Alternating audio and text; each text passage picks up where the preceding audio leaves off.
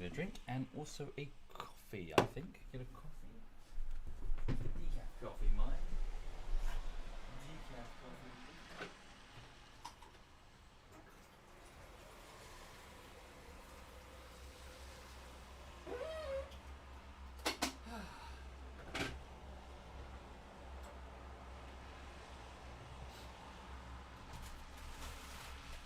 What do you want, puppy?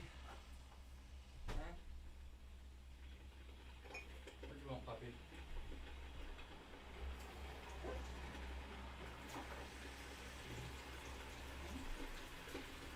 What do you want? Why are you so itchy? Leave on it.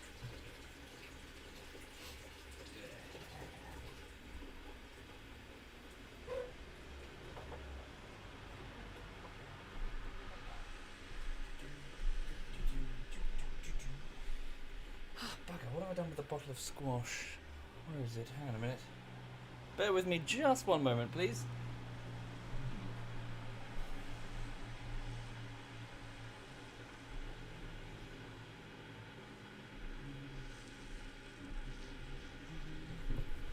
Yes, who's a good dog?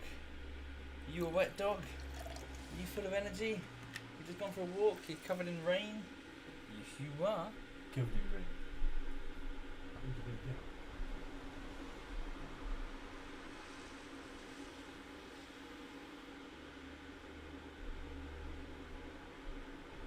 Girl. Smelly dog. Smelly dog. Smelly dog. Have I got your squeaky duck? Squeaky duck? Is it your squeaky duck? The squeaky duck that she's gone and de-beaked. Can you see that clearly? Hang on a minute. She's look what she's done. Look what she's done to this duck. Oh, there we go.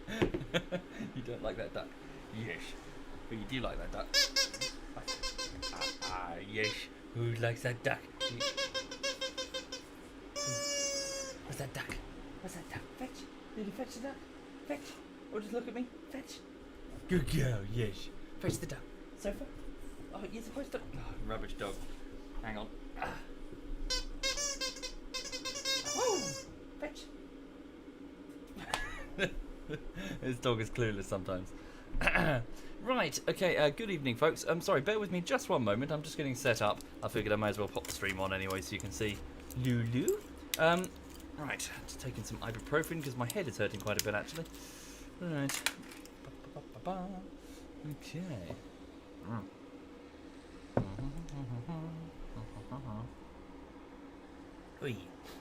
I've had a sort of low-level headache all day. Same with yesterday as well, actually. I'm hoping with this diet change, the headaches go away. But if they don't, then we're gonna have to, I'm gonna have to look and see my GP really. But okay, bear with me. I'm just going to make a coffee. Thank you, Natho here and Mr. Ragemane and Deadshot. Thank you all of you. That's very kind. How's the diet? The diet's okay. It's day 7, hugs and misses. Day 7 of a diet that has no sugar, no caffeine, no sweeteners. Although I'm failing a little bit on that part. And no alcohol. It's a horrible diet and I hate it. Yeah, it's a horrible diet. Smell my foot. She's like, what the fuck?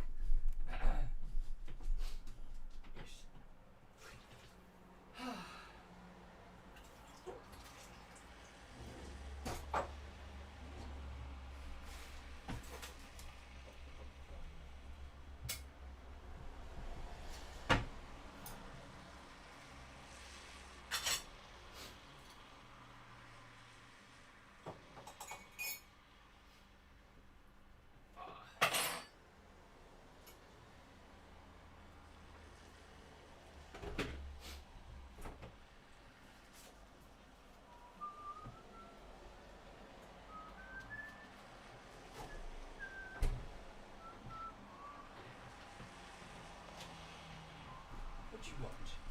What do you want, sausage? Hey, what do you want? You're all super active because you've just come back from your walk. Do you want to... Hang on a minute. Where's your pigs? Oh, you've gone through it already. Alright, have another one. Okay. This is your last one, okay? This is your last one. Last pig's ear. Dried pig's ear. She loves these. Last one, okay? Come on.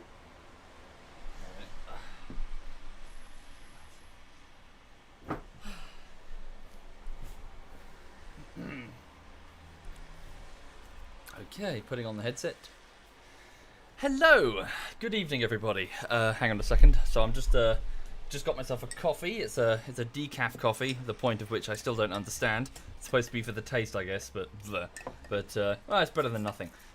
Yes, fuck dieting. Is all I can say. Fuck dieting sideways up the arse with a bicycle. It's horrible. I hate it. I'd kill for a beer right about now. But alas, I need to do this for 30 days. I need to stave off sugar and caffeine and alcohol in particular, because one should not have the diet that I previously had, not without serious repercussions later in my life. I need to fix it, basically.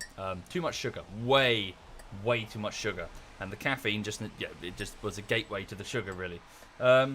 So yeah, I need to go on a diet. I need to lose this weight, and I need to try and stay healthy as best I can. So why am I dieting? Just purely weight gain, Nico Taylor. So over the last 2 years being a YouTuber, I pretty much stay in this chair during my play sessions, which is now, and during my work sessions, which is weekdays. So I don't get any well, I do, but you can't really do a little bit of exercise to out-exercise a bad diet, So I need to fix my diet because I am ballooning. I am putting on a huge amount of weight. I was brushing 90 kilograms, which might not sound like much, but considering my normal weight, my average weight is 75 kilograms, and I've gone up by almost to 90 in the space of only a couple of years. Yeah, it's not good. So yeah. Right. Okay. So I hope you're all okay. Hope you're having a lovely, lovely weekend. Just to give you a quick... Oh, thank you, the cheetah. Thank you, man. Thank you kindly. Just to get you an update on what's going on in the YouTube side of things, which is obviously my focus as a YouTuber.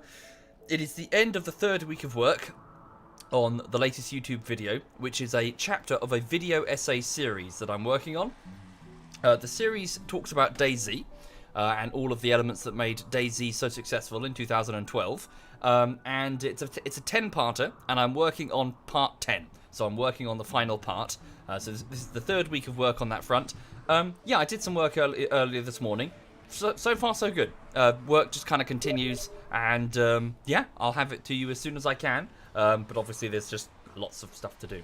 Thank you, Jovi and Kalidus. Thank you very much. Where's the dog gone? Oh, she's back. Thank you, Jovi and Kalidus. Thank you, both of you. Sorry, can I just check that Steam message? Bear with me just a moment. It is... a friend. Hang on. So I think I'm going to see it. Sorry. I'm okay. Right. Hang on a second.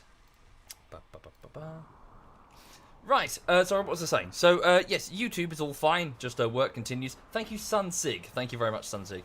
Yeah, as for right now, I'm just going to relax with a bit of RimWorld for the evening, and yeah, then maybe do something else. I don't know. We'll see what happens. Thank you, Digi.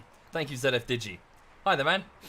Right, okay, so, for those who are unfamiliar, this is Tundrafall. This is an ice sheet colony that has survived to its 10th year here on the RimWorld, on the galactic rim of the galaxy. Yes, it is a bitterly cold winter. So it is the 10th year. We've just entered the winter. I was playing a bit this morning and yesterday evening, not streaming it. Thank you, Steiners even. Thank you very much. Thank you. But yes, so I've gone through autumn and I've just entered the winter. It is minus 65 degrees outside. For this reason, I've restricted most of the colonists to stay inside the base. It is frankly too cold to go outside. I think only like a couple of people have sufficient cold weather clothing to survive these temperatures. Thankfully though, if I just go to the world map, so this is the tundra up here where we are. Thank you, Sir Tristapan. Thank you very much. Thank you. So here on this ice sheet, we have a mining colony just off the ice sheet over here at the land of screeching arseholes, because it was full of foxes, and foxes are screeching arseholes. Here we have 5 people who have set up a smaller and slightly warmer at minus 49 degrees colony. It's basically like a small mining camp with some muffalos outside that are rampaging. Ignore those. Thank you, Terminatorix. Thank you very much, Terminatorix. So yes, very, very cold. We're just trying to dig in and survive. The colony's doing quite well. We're quite wealthy, and yeah, we're just trying to make it. Should I give Parker's? Should I give them Parker's new face? I could give them Parker's. However, the trouble is, A parka has a 20% penalty to global work efficiency, I believe, whereas a set of a jacket, t-shirt and pants and a little beanie hat doesn't give the penalty, and also if you're using alpaca wool or muffalo wool, has a greater insulative, stat total on it. So Bitterritter here can tolerate minus 86 degrees with her combination of alpaca wool jacket, shirt, hat and pants. So she's gotten better than a parka without the penalty. So yeah. And on that front, we have a batch of alpaca in our hydroponics bay, which are, well, we can shear them in order to get said wool. In addition, we also have moved the boomalopes via drop pod. Boomalopes are like these explosive creatures that can be milked for chem fuel. We've moved them onto the mining facility where we've got well, it's not really a hydroponics bay, it's just an enclosed space with access to soil. We don't have soil on the ice sheet. But they're now living here because they can feed off of this easily without the use of, gravel. Hang on, why is that door open? That shouldn't be open. Oh dear. Yeah, so basically the boomalopes are now here, and the alpaca are back at Tundrafall to at least lessen the load on the animal husbandry side of things. Thank you, Sideos. Thank you kindly. Thank you. Sincerely. Okay. If they don't make milk, are they really being milked? That's a good question. Yeah. What would you call it if they're leaking chem fuel? They're being... I don't know. What happens if you empty a tanker of fuel? You're just emptying a tanker. Oh, it is so cold that our external potato plants aren't actually able to survive, it seems. Minus 13 degrees despite 2 heaters. Minus 70 degrees in this corridor. Okay, it's so cold that the external elements of the base, the areas away from A-Wing's core, are freezing. Thank you, Revenant. Thank you very much, Revenant. Okay.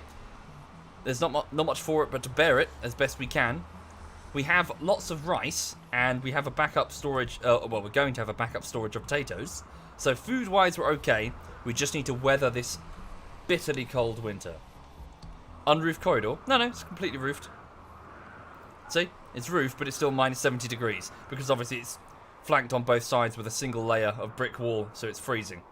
Thank you, I'm too fat to carry you. Thank you. Right. Why is the outer doorway unroofed? It's not.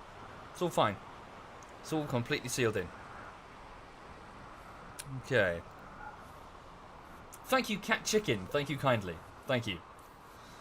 Right, so, at the moment, Tundrafall is doing okay.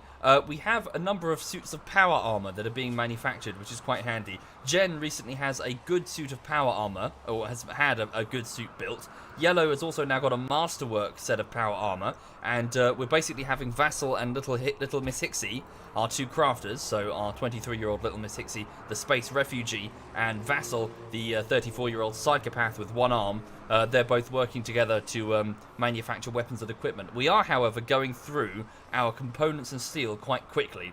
It would be nice to trade for more. Thank you, Bond37S. Thank you very much, Bond37. Thank you. Hole in the wall at the solar panels. Oh, good shout. That'll be it. That'll be it indeed. Good spot. I'm an idiot, apparently. Yes. Thank you, Venus. Thank you very much, Venus. Well, that's why they're freezing. If the nearby corridor is minus 70.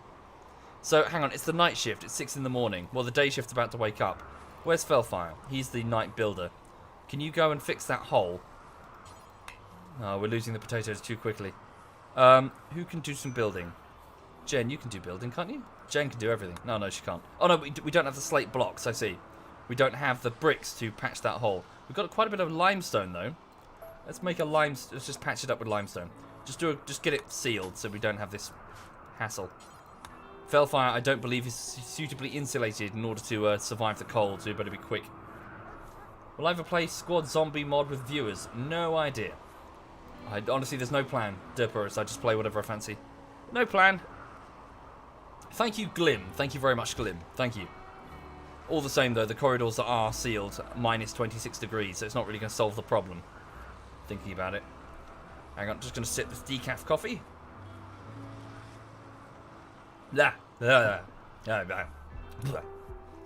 Okay, in addition, our hydroponics bays, since we're doing so well on food, I've switched many of them over to other things. Over here, we're now growing psychoid, which is a type of drug that we can... Well, it's the plant that we can process into a drug. And we also have, over here... No. Hops, which we can ferment into beer. All of which I hope to be able to sell to interstellar traders and earn some silver to buy things we might really want. Thank you, Shads Maxim and Thrister. Thank you both. Thank you. Hi there, Goose. Hi there, Terrible Goose. Okay. Have I tried the culling since they put out the update? I think I tried it briefly, Terrible Goose, but I'm just not in the mood for the culling right now. I'll try it later. Not really in the mood for Battle Royale. Okay. Little Miss Hixie is having a major break risk because she's so hungry. Okay, so Tundrafall's waking up over at the mining camp. What are they doing? Now, they're currently sealed in because of man-hunting Muffalo. However, it looks like they've chilled out. Maybe we should try and hunt them whilst they're here. Although our food reserves are pretty damn good. We've got a freezer that's overflowing with food. Thank you, Nissy. Thank you very much, Nissy. Nah, leave them. I mean, there's a couple of dead Muffalo. We can take them. Thank you, DJ Mad Roars. Thank you, DJ. Okay, let's see how the Boomalopes do. They look fine. They're just eating rice right now. So 31% milk fullness, 32% milk fullness. Wait, sorry. Yeah, the males can also be milked. Okay, well, it's a defense mechanism. It's not for their young. It's not milk for their young. It's a way to stop predators from attacking them. They have these sacs that explode if they're pierced, if they come into contact with oxygen. Thank you, Risky Gearhead. Thank you very much, Risky Gearhead. Right. Night Fury, would you kindly... Oh, she can't. Can someone move that rice from that doorway? It's venting the heat. So Night Fury herself, she's a former botanist, so she gets to look after this. She's 26 years old. She's a very beautiful but very lazy young lady who was responsible for a garden on a sort of civilized glitter world, and now she's here, clearly having joined the colony effort for this RimWorld that's gone hideously sour. But yeah, so Night Fury has joined the colony. We have Kamikaze here, who is a 43-year-old surgeon. Kamikaze and Prying Panda are now, I think they're now engaged to be married, actually. They were in a relationship in a staggeringly short amount of time. Kamikaze, the cosmetic surgeon, and Prying Panda, the 42-year-old drifter, are going to tie the knot, so well done them. Which is a bit of a bummer for, who was flirting before? Was it Bweep? No, it was, sorry, it was Yellow, wasn't it? He'd gotten over the death of his wife, and he was flirting with Kamikaze. But I guess she had eyes for someone else. Thank you, Thumper. Thank you very much, Thumper. Is Jen brain damaged? I'm afraid. No, not I'm afraid. Not. Good news, monster. Where is she? She is healthy again. Her Luciferium, the devil's own drug, has healed her brain injury. Jen is back. Jen is back, and she's kicking ass. Jen, the tribal, who used to manage the kitchens when she was a young, naive girl, who was beaten up and abused and had her spine broken at one point by our menacing, cannibalistic doctor, Maximo. She has punched her way through her opposition, at one point beating the living crap out of Mio and tearing off one of her legs in anger, solidifying herself as a badass. She then started flirting with Bweep, the actor, and the two of them have since gotten married and they have lots of sex. Congratulations. But yes, Jen is a verified badass, and yeah, the tribal handmaiden turned, I suppose, leader at this point. Who else is there? Thank you, Maraqueen and Midrivel. Thank you, both of you. Hi there, Maraqueen. And Speedy Cakes. Thank you, Speedy Cakes. Thank you. What do I think of the RimWorld 1.0 release? I wouldn't know, I'm afraid. This isn't it. This is a much older version. I fear that if I upgrade it, then I'll lose my save file again for the third time. I'm not doing it any... Yeah, I'm just leaving it. Leaving it as is. I'll upgrade some other time. Okay. Thank you, Fearless Wolf. Thank you very much, Fearless. Thank you. Right, okay, so the colony here continues... Sorry, starvation. Oh yes, Gino Mint's having a sulk in her room. So the 34-year-old gardener, who joined the colony from the mining camp fairly recently, replacing Ryoma in the hydroponics bay. Crimson over here, the, how old is he? 53-year-old tender, with his weird obsession with that tribal hat of his, is currently working to ferment wort, or rather put wort into these sorry, he's taking hops, turning it into wort, which he's then putting into the barrels to ferment into beer, which we will then sell The beer is being kept in a climate-controlled room with 2 heaters, just in case anything goes wrong. A thick double wall to the outside, minus 59 degrees. So, yeah, we need to keep that room at a suitable temperature for fermentation, or the beer batches will be ruined. So, yeah. Thank you, Fearless Wolf. Much appreciated. Major Break Risk Yellow. He's currently shearing the alpaca.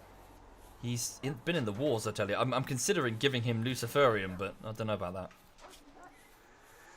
He's just quite a depressive individual, especially after the death of his wife. Poor guy. Okay. Right then. Yeah, so Tundrafall is doing well. What's Vassal doing? Vassal is a 34-year-old psychopath with one hand. Used to be a good friend with Maximo, the cannibalistic doctor, before he was killed. But now Vassal handles most of our manufacturing. He's currently working on a shield belt in order to protect, I assume, Mio, our melee expert, as she runs into battle. Speaking of battle, just looking at this, I wonder if it's wise to put some side doors here or here, so that our melee guys can run out and fight. It might be. Let's put a slate auto door here, the purpose of which is purely when the battle starts at this bunker, to have our melee people run out wearing shields and start slashing with their swords. They can always retreat if things go to hell. But, you know, have like a secondary option rather than running through our own fields of fire. How does the elephant help the colony? Well, right now the elephant is just going door to door, eating all of our potted plants, which is most frustrating. But the elephant is called Edelweiss, and Edelweiss is going into the infirmary, presumably to eat that plant. No, Edelweiss should be being trained. Okay, good. Has almost been trained to haul, rescue, and be released into combat. Looking good. What difficulty is this, Venus? This is extreme difficulty on Randy Random. Not the hardest. Cassandra on extreme difficulty would be the hardest, due to the regularity in which she throws raids. But I find Randy Random more satisfying, because, you know, you can't really time it to a stopwatch like you can with Cassandra. Okay, we're also mining away this cliffside here to get access to limestone and marble, which we're processing into bricks, which, since we have an abundance of rocks here at the mining colony, I was using to shore up with double and possibly even triple walls around us, so that, well, to make raids much harder in terms of, you know, the enemy are going to have a much tougher time tunneling through rooms, and also just for heat insulation when it gets very cold, because it is minus 18 during the daytime. Also, since the threat of the mad muffalo seems to have passed, we'll reopen the main doors so people can leave. Can you armor the elephant? No, afraid not. There must be mods, though. Okay. Yes, indeed, an elephant on an ice sheet. It's having to stay indoors, though. It cannot tolerate the temperatures. Why is there an elephant in the base? Because little Miss Hixigar, the cowboy hat-wearing socialite that she is, well, refugee, I say socialite because she's good socially, doesn't necessarily mean she attends parties. Little Miss Hixigar decided to get onto the comms unit with an exotic goods trader in orbit when she was stoned on smoke leaf, and presumably found it very funny to spend 1,500 silver of the colony's money on a fucking elephant, Little Miss Hixigar. And also because the chat rebelled and demanded that I buy the elephant. But I'm deciding from a roleplay perspective, Little Miss Hixigar bought the elephant when she was stoned, much to the annoyance of the rest of the colony. So she's now banned from using the comm unit if she's on any sort of substance. We're not getting like a 6 or 7 raccoons or something suddenly entering the colony because she thought it would be, you know, it would be hilarious. It's not hilarious. It's eating our potted plants, Little Miss Hixie. Anyway. Right, so yeah, the colony's good, so that's that day over. So it's the 7th of the winter month.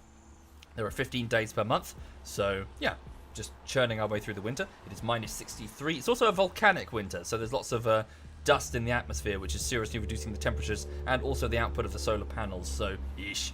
Gotta watch the batteries. No, they're good right now. Full batteries. Do we still have those backup batteries? Oh, no. Hang on. Mio, can you uninstall that? Sorry, you're on your... She was on her rest time. Oh, fuck. Can you... Take these batteries and put them in storage, because then they can be backups in the event that we have a power failure. Where's the other one? I swear there were 2. Maybe I'm going mad. We'll just build another one. Well, actually save it. We probably need the steel and the components right now. Okay.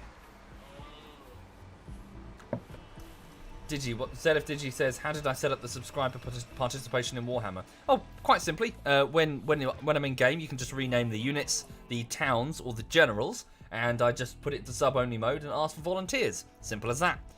Although patrons complicate it a bit because I've got no way of telling who's a patron unless they quote a password that I then post on Patreon. And yeah, then I just pick names. And then I have a Google Doc which you can access beneath the stream for both RimWorld as well, for those who are curious, which will keep track of all of the active named units for those who cannot catch every stream and want to know what happens to them. So if you just go below the stream and click on the Google Doc for RimWorld, for example, you can see that each of these colonists have their own stories and each of them have been named after Twitch subscribers or patrons. In Warhammer's case, I intentionally, pay to win, I intentionally prioritise the really, really good units. The really good, like, generals and stuff, I give them to my top patrons and stuff, because it just seems fairer. You know, the big generals that get named all the time, as opposed to, you know, foot soldiers. Same with big cities as well. Just seems fairer. Thank you, Squid Howard. Thank you very much, Squid. Thank you. Most kind. Okay, so the colony is going to bed. Most of the day shift is winding down. Easy Life and Failfire are two night owls, so they like being awake at night. Failfire is a builder and a former military commissar at the age of 31. Easy Life is 30 and she's an optimistic young girl that everyone likes. Thank you, Miss Josie Lano. Thank you very much, Miss Josie. Thank you. I know, Basie, but it's not like a super serious thing. It's just, it started with XCOM. As in, I started, when I was playing XCOM, I was like, hey, I got some soldiers, let's name them. And then I just started picking subscribers and it just, people liked it, I guess. They just enjoyed it. And I enjoy it and I kept doing it. Just a bit of fun, just a bit of personalization, makes each playthrough much more unique, instead of just calling somebody, you know, Frank, Ted, Shit Tosser, or whatever, having actual people in the chat who are themselves characters. It's more fun. Thank you, Moglet Mox. Thank you, Moglet Mox. Thank you. Let me know if you're interested in a co-op campaign. Sure, I'm not sure though, I'm afraid, when it comes to Warhammer, because I do rather enjoy the single player. Or, well, Total War anyway. But, yeah, sure. Thank you, Unknown Eclipse. Wait. Is that how you spell Eclipse? My brain. No. Unknown Eclipse. Thank you, Unknown Eclipse. Thank you very much. Thank you. And VMech Ellen. Wow, 1 year. Thank you, VMech. That's very kind. Thank you, Ellen. Right. Okay. So, the colony is now asleep. Yeah, the mining colony doesn't have any sort of night owl. So the whole thing shuts down at night. Easy Life is off cleaning dirt in the side corridor, which is now minus 27, even with the wall fixed. Thank you, Control Alt Delicious. Thank you, Control Alt. Okay. And we've got Failfire the Commissar, who is hauling potatoes into the secondary storeroom. No need for any sort of refrigeration. Just it's naturally freezing out there. Frozen potatoes will last forever. Thank you, Fourth Schmoopy. Thank you, Fourth. Yeah, cool. So Failfire's hauling stuff, and Easy Life is cleaning. So yeah, janitors and haulers at night, whilst the rest of the colony winds down. This is A-Wing here, where I've got a bunch of dorm rooms. Technically, I would like to try and move most of my people over to B-Wing, but I've sort of put a halt on that, really. Don't know why. Should really get back to that, shouldn't I? We should make this entire, like, row just bedrooms. Although it's not as warm as A-Wing. Maybe when I've got this sealed off, then it'll be much warmer. They've got their own geothermal. Yeah, I should get around to doing that. The reason being, here, this is under a mountainside, or at least the game considers it a mountainside, which means it's vulnerable to bug infestation, which is why we've got all these doors here. Not ideal. Not ideal. Thank you, the Omni Science Rock, is that how you say it? Thank you, Omni. And Anako, thank you, Anako. Thank you kindly. Can I explain the body room? Indeed, the body room is just where we're dragging the corpses of bandits for the minute, in the case of low food situations for the animals. It's not pretty, it's not pleasant, but needs must when you're on the tundra, and sometimes, especially a short while ago, we had serious food shortages due to the lack of sufficient hydroponics. So we should be alright now. The dogs are being fed. They were supposed to be being fed kibble, but in the event that they don't need it, they've got, well, bandits that attacked us. You know, we can't eat it. The animals can. They don't care. They can't tell the difference. Thank you, Joe and White Grim Reaper. Thank you very much. Thank you. Sorry, is it omniscience? Is that the word I'm looking for? Sorry, am I just... Apparently I'm a retard. I should be discovering this only just now. Right. Sorry, just going to polish off this coffee. Thank you, some guy. Thank you very much. Thank you very much, some guy. Right. Oi. What's the dog doing? Hang on a second. She is... Yeah, she just flopped down. She just went for a walk in the rain, so she had some energy. You okay, sweet pea? Yeah, she's fine. She's just resting. She's all good. She's a fat dog. Fat dog. Thank you, Iratu. Thank you kindly, Iratu. Thank you. Right. So, it's 5 in the morning. The mining camp is waking up to get breakfast. Who's put all this meat on the floor? Okay, go get breakfast and then haul that into the fridge. We probably have insufficient room in the fridge. Yeah. Alright. Is that room frozen? It is. Can we put a second stockpile? Give it the same settings as the current freezer. Have it as overflow.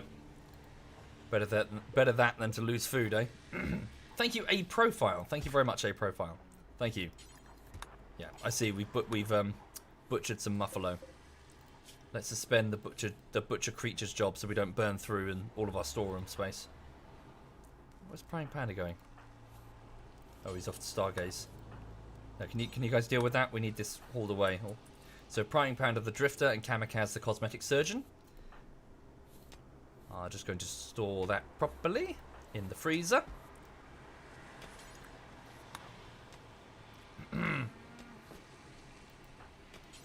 Lots of meat from a muffalo, though, which is good.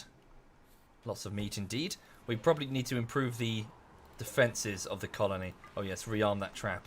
That's a must. And also replace the destroyed. There was a what's it there? There was an IED, but the muffalos tripped it. Thank you, Waffle Cat. Thank you kindly, Waffle Cat. I'll put another one there. These are going to be the most likely locations for people to take cover when they engage us in combat.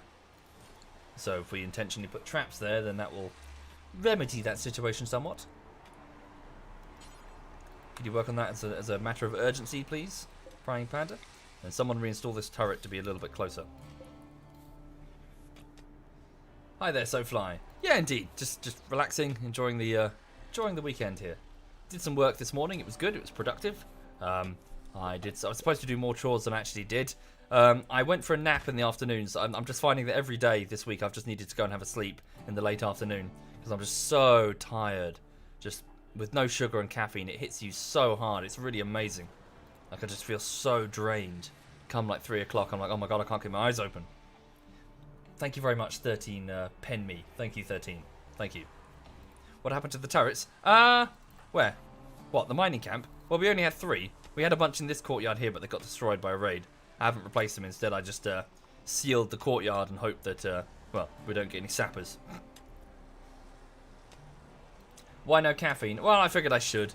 Trouble is that whenever I have caffeine, it's in the form of Coca-Cola or coffee, and with multiple spoons of sugar and milk. You know, spoons of milk. You know, lots of milk and sugar and shit, and just it's not good. 30 days. I've just got to go 30 days. Keep the diet for 30 days and then see how I feel. Do some running. Doing lots of running. Just try and lose some weight. Feel healthier. Okay.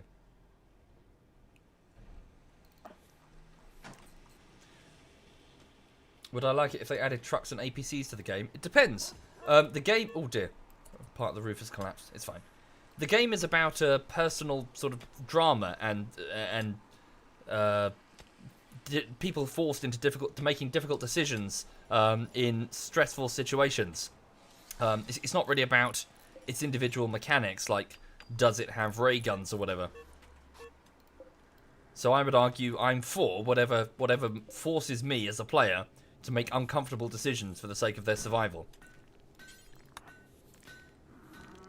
Like the psychology mod, for example, adding in lots of frailties and personality quirks. Fantastic.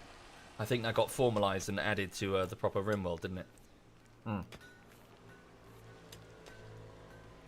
Do I have any surplus plasteel to make stronger turrets? Probably not here. Although down here there's a big chunk of plasteel. I should mine all of that. Not a bad idea.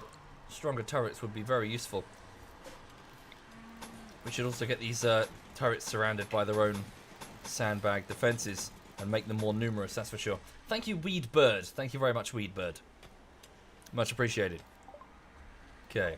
Our surveyor, Sergey, is feeling inspired, and she will work harder and faster for, I think, 24 hours. Thank you kindly, Weed Bird. Thank you. What do you hear me about not being in the mood for the culling? If I don't play it quickly, it might turn to shit again. Maybe. But I can't force myself to be in the mood for something I'm not in the mood for, Duckslayer. You know me. I need to be in the mood to play something. I couldn't just stop everything and just play like a you know, a simulation game if I'm not in the mood for that simulation game. I'm not really in the mood for a running around punching game. Thank you, Dragon Gamer. Thank you very much, Dragon.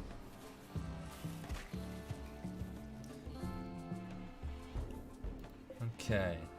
We still need some more marble for the graves here, sarcophaguses. Oh yes, and we need to start working on the first part of the ship. Okay. Caravan has been requested. They would like to purchase some power armor in exchange for 2,980 silver. Not bad. How far?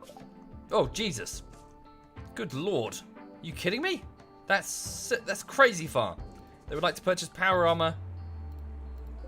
Ah! Okay, so if I did, like, send 3 people, or whatever, 11 days! Are you kidding me? We do have lots of food, though. Oh, no, they follow the road. That's quite sweet. What do you think? Do we have power armor for spare? Not really. We've never done a caravan before, though.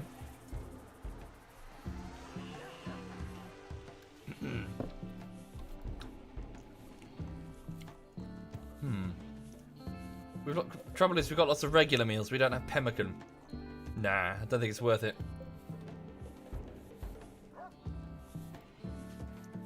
Roads are faster to travel through. Drop pod one way and then return. Nah, it's not worth it. Too much risk. For 2,900 silver, we can just sell power armor to a trader ourselves. And just be patient. Do I have anyone I could risk losing? Well, potentially we could risk losing all of them. The last away team we sent was a total wipe. We lost all 3. Soldiers all. It was Neville, I think Neville, Poppycock, and who was the other one? It was Porter. So our bodyguard, Neville, and our top builder. Wasn't good.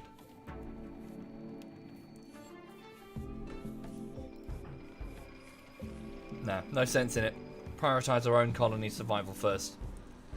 Besides, we need power armor. Crimson's wearing some old and rusted piece of shit that we pulled off a corpse. It's poor quality and it's only on 30% remaining integrity. If anyone needs power armor, it's the colony. Okay, at the mining camp, this roof is collapsing because we're mining too far. That's fine. Shouldn't be a problem. So long as no one gets caught underneath it.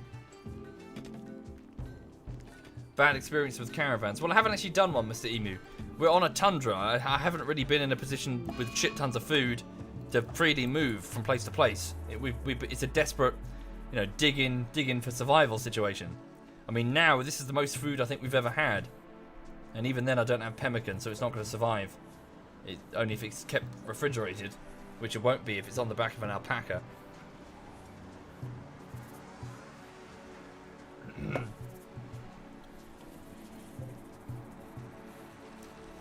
So many useless turrets. On the contrary, very useful turrets, and we need to replace these ones. All of these turrets have proved their own in battle.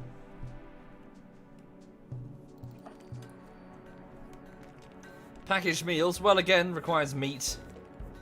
Meat that we don't have, although the mining camp has quite a bit. Maybe we should drop pod some over. Or even just launch the expedition from the mining camp. How far is it from the mining camp? Form a caravan. I sent 3 people. 10 days, really? Nah, stuff it. Seriously. It's not worth it. There and back again. Okay. Oh yeah. Bits of the roof are collapsing. We should be a little bit careful.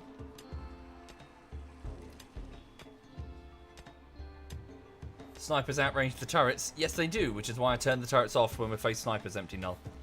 I turn them off and bring my own snipers. Or let them wander into range of the turrets and then blast them. Yeah, good, Venus. Just chilling and enjoying the weekend, really.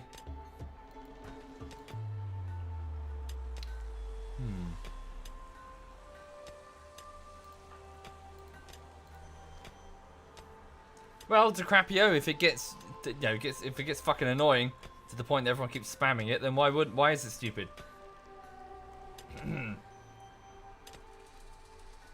Okay. Probably need to add additional layered marble. But if I make a wall 20 tiles in front of the enemy turret, they're sometimes forced to come closer. Indeed, but I'm trying to be careful not to intentionally build a kill box, because I don't like them. I'd rather not exploit bad AI, well, exploit the AI in order to bring them into a killing field. I would like the enemy to have some chance at killing us, otherwise the whole game gets naff.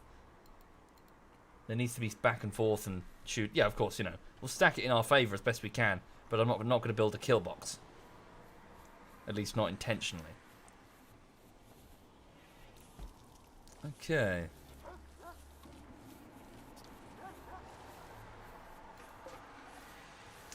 Oh, okay, power's going off for the night. It's the 8th of 8th of winter. Okay. Alpaca have lots of flowers to eat, which is good. The colony's winding down for the night. It's minus 60 degrees outside. Fucking cold. Right. Fine, Bob is lost. If you want to split hairs, then yes, sure. Switching off the turrets so that they're not perceived as a threat, so that the enemy close in range, is exploiting the AI. But you know what I'm saying?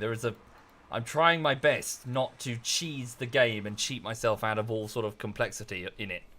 Building, like, walls to force the enemy to come through a tiny bit here, where you point all of your guns at them, is naff. Because every battle goes the same way. They all play, bam, they're dead. That's it. Some people just stack it with bombs and shit. Just bang, that's it. One button press, they're all dead. It's cheesing it. It's crap. Yeah, sure. If you're gonna split hairs and start, trying to feel your way around the limitations of the rules, then yeah, you're gonna go, that's exploiting the AI. But I'm just trying to have fun without cheating myself out of gameplay. Okay, how's Vassal doing with that shield belt? 339 ticks remaining. Okay. If he cracks on with that, he'll have it done in a couple of days. Thank you, Linosaurus. Thank you kindly. I know! Coplaning. You've misspelt that. I'm complaining that you misspelt that. Thank you, Linosaurus. Thank you. Very generous of you, sir. Thank you. Right, okay, so the mining camp is also winding down. What is there? Oh, wow. Okay. Chem fuel. We're doing well on that front.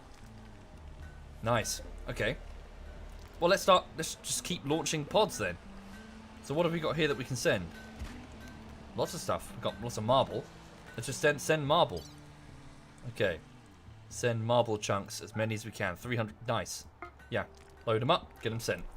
Thank you, Davin. Thank you kindly, Davin. Thank you. Oh. Wheat won't do hauling. Sergey's mining. Okay, hang on a second. Oh, chunk of spacecraft. Ooh. It's not a bit far away. We'll get it when we can. Oh, thank you, DNC Master. Thank you very much, DNC. Thank you. Very kind of you. Wait, what was that? Sorry, did I miss one before that? My brain. Davin. Thank you, Davin, DNC Master, Linosaurus, Dragon Gamer, Weedbird. Strange, I swear there was one that just appeared. Crazy. Wait a second. Oh, wait. Sorry, sorry, I confused, DNC confused the hell out of me, because on the overlay it says DNC is subscribed, and then on the OBS itself it says each individual that he's gifted the subs to has subscribed. Sorry, my brain. Thank you, DNC. Thank you very much, DNC. Thank you. That is very kind of you, sir. I shall spend it all on alcohol. Oh, wait. God damn it, I can't use that excuse. I can't say I'm going to spend it all on alcohol, because I'm dieting. I need to abuse something else instead of caffeine or sugar or alcohol. How about glue? Thank you, Piss Juggernaut and Mr. High. Thank you very much, both of you. Hookers, yes, yes. Let's get like I'll get like 10 hookers and then just line them up in a row and then be like, I don't know what to do now. I haven't thought about this bit. Thank you, Faustus. Thank you, Faustus. Oh, okay. Oh no. Right. Drop pods, mechanoids at the mining camp. Right, so we have an attack underway. It's midnight, so people are going to be quite tired. How many? 4. Right, so let's man the defenses quickly and see what we're dealing with. We've got to get all the turrets on. Okay. Damn, we didn't finish a high explosive shell. Do we have one? We don't have a high explosive shell. That's why that wasn't finished. We do have EMP grenades. It might be wise retrieving those. Right, so let's move to the defenses then. So, Bweep, on your feet. Move to the bunker with your sniper rifle. Okay, Prying Panda, you've got an M16. On your feet. Move to the bunker. Right, Sergey, you've got a charge rifle. Would you be in range? Yeah, maybe. Move to the bunker. Kamikaze. Okay, you are a fighter, but you don't have a weapon right now. Kamikaze, can you grab the EMP grenades as quick as you can? We're going to need those. Stand by, we have some EMP artillery shells. Perhaps you should man that instead. That could probably be a better use of time there.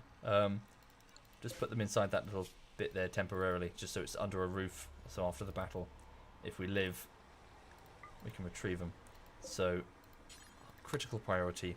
So Kamikaze, can you go and grab these shells?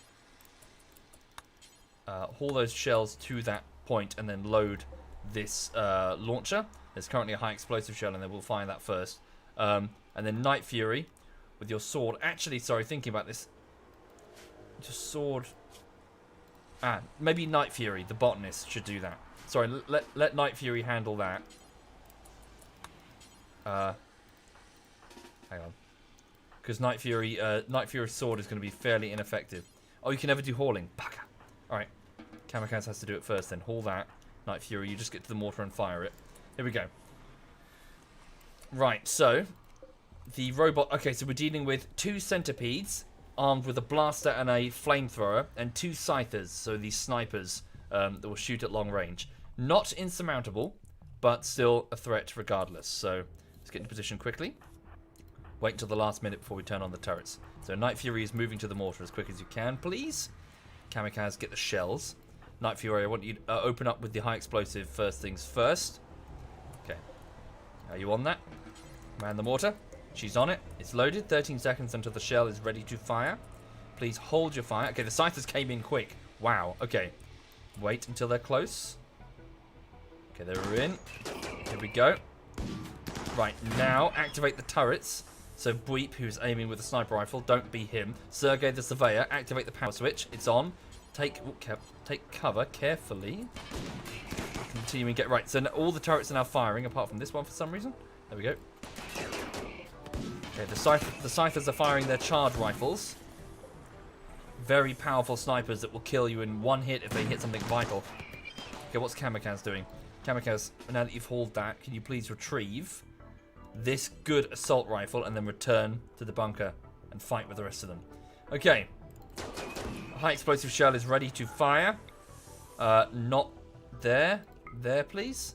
Don't hit the geothermal generator. Fight is currently in our favour. Shell away. It's a miss. Okay, switch over from high explosive to EMP. So switch the shells to high explosive to EMP. Night Fury. Quickly grab the EMP round, get it in there. Okay, one scyther has been downed. The next one is on about 20% health and will fall in a moment. We're doing well. We've got strong cover. Excellent. Okay, now move forward. Disable the turrets before you go. So Sergey, switch that off. Go. Move forward, because I'd like to try and outrange them if we can, because these centipedes are basically moving tanks, but their range is very limited, and if we can just outrange them, then our chances of survival will be quite high. Thank you, Lord Dodode. Thank you very much, Lord Dodode. Thank you. Okay, Kamikaze, move up as well. So hang on, so Bweep, you can outrange it with your sniper rifle, so move here, please. Prying Panda, you can also outrange with your M16, so move there. However, Sergey, Your charge rifle will not be able to outrange the weapons of the centipede, so you're to stay clear. Night Fury prepared to fire. Okay. Watch yourself, Prime Panda. Don't wander into their field of fire. Okay, we move a little bit further. There we go. Okay, go for the one with the flamethrower first, because if it sets you on fire, it could be a bit of a nightmare because you could run around like crazy, potentially into their field of fire. Okay, so 5 seconds. Okay, there we go. Open up, keep that one distracted. They're not stopping yet. I would really like them to stop at max range. So the centipedes are basically crawling towards us on thousands of tiny synthetic legs. That's what I worried about. Okay, missed Praying Panda. Praying Panda's okay. Now, EMP shell is ready to fire. Carefully, without hitting the hydroponics, fire a single EMP shell. Great hit. Fantastic. Okay, move forward. All move forward. They're stunned for approximately 1 minute. Get into super close range and just fucking waste them before they can recover. Thank you, Beardy. Thank you kindly, Beardy. Thank you for doing that. Okay, Night Fury, abandon that and bring your sword. You should get there in time. Fantastic shot, Night Fury. Light him up.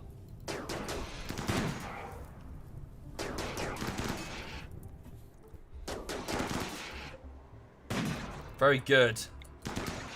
Well done, colonists. Maybe Night Fury just stay out of this for a moment. Well, they should be able to, if we're careful. Just don't get in direct line of sight. Slice it with your sword.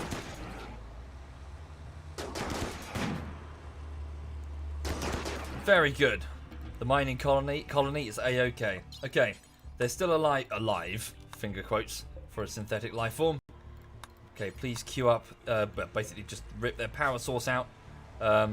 So perform a modification to shut them down, and then drag them inside because their bodies are themselves useful to me. Thank you, Khazardoon. Thank you kindly, Khazardoon. Thank you. Very good. Everyone, so it's 3 in the morning, so you probably want to go back to bed. It's up to you. Or have some breakfast or whatever. Fantastic. Sniper bad at close range. Why did I move him so close to target? So he doesn't shoot his allies in the back. That was textbook indeed. That's how you defend your colony. As you can see, I've been doing this for a long time. I know how to deal with scythers. And these fuckers. Yeah, they can stay down for the minute. No problem. Yeah, just go get some breakfast. You guys have earned it. Well done.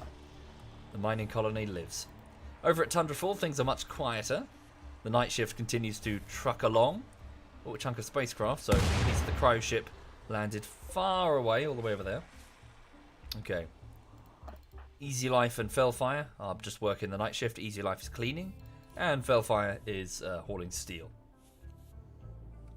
First remove the blades and then shut down. Indeed, Der Eichler. I'm pretty sure I did that, didn't I? Or am I going mad? Yep. Yep. Yep, all good. So surgically removing the blades.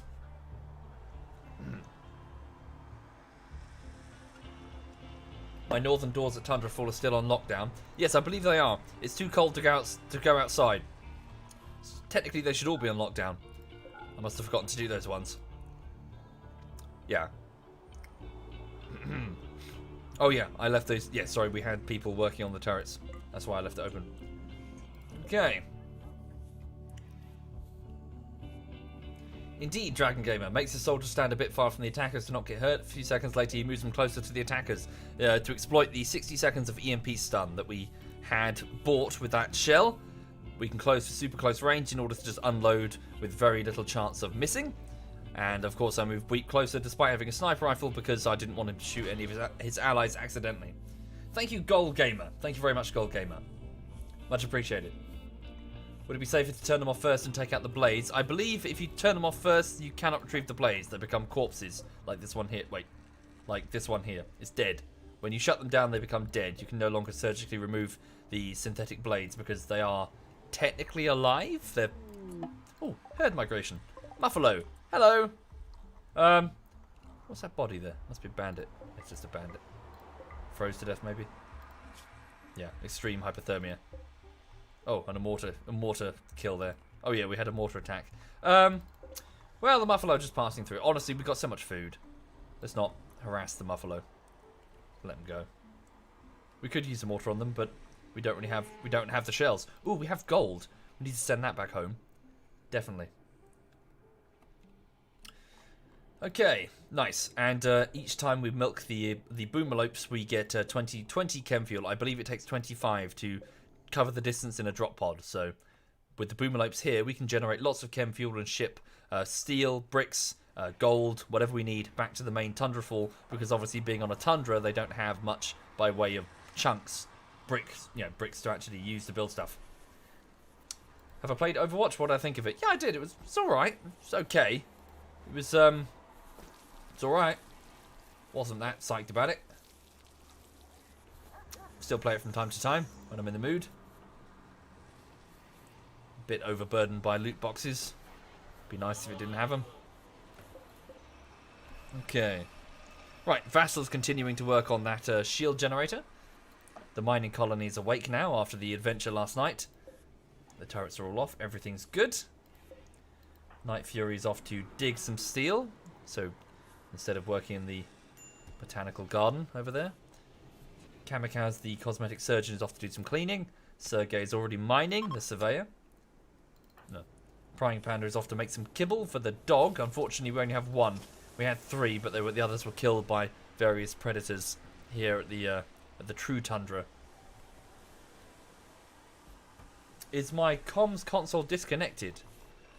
Shouldn't be. It's drawing power from... Yeah, here. I see what you mean, though. I don't know why that's not finished. Good spot. We'll have our builders work on that. Oh, I see. Because it's still slate. Oh, it doesn't matter. It's fine. Thank you, Wilma. Thank you very much, Wilma. Well, I didn't mind that. Oh, guess I didn't mind that. Okay.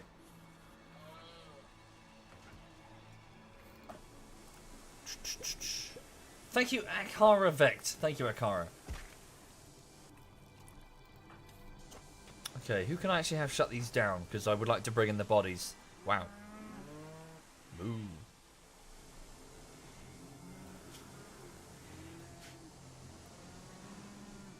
I can smooth the walls and put wire in it. Yeah, I know. It's just not... Wait, really? I can smooth the wall? You can smooth the floor. You can't smooth the wall. You got to cut the wall down and put bricks there.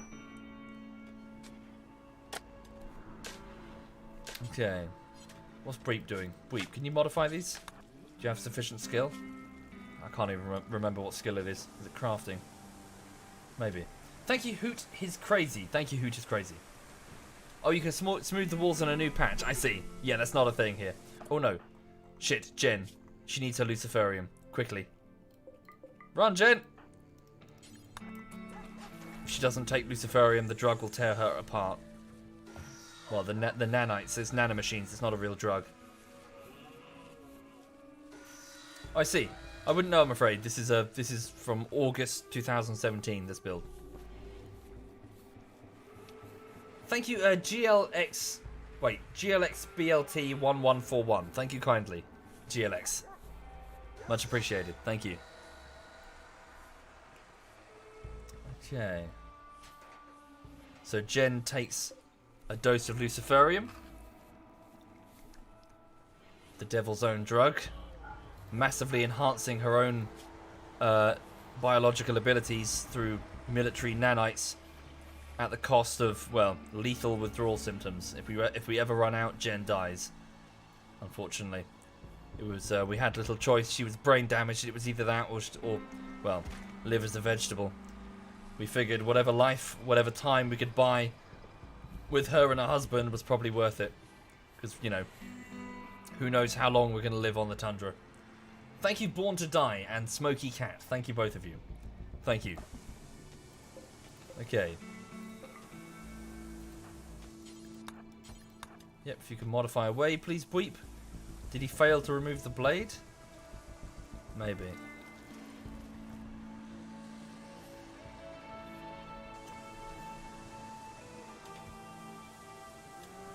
Thank you, Dark Scorpion. Thank you very much, Dark Scorpion. I'm afraid not, Zencaster. I'd rather not do that. I know that some streamers do that, but I find it a bit, as in the ability to put up messages on the screen by donating money is always a bit, I don't know. I've always found it a bit kind of other people then just start spamming dumb shit. Sorry. Donations, single donations anyway, I don't really do. But thank you anyway. That's very kind if that was an offer. Thank you. Where's Breep going? He's off to deconstruct a piece of the ship. What's Prying Panda doing? Can you do what I wanted him to do? Can you modify these scythers to remove their things? Okay.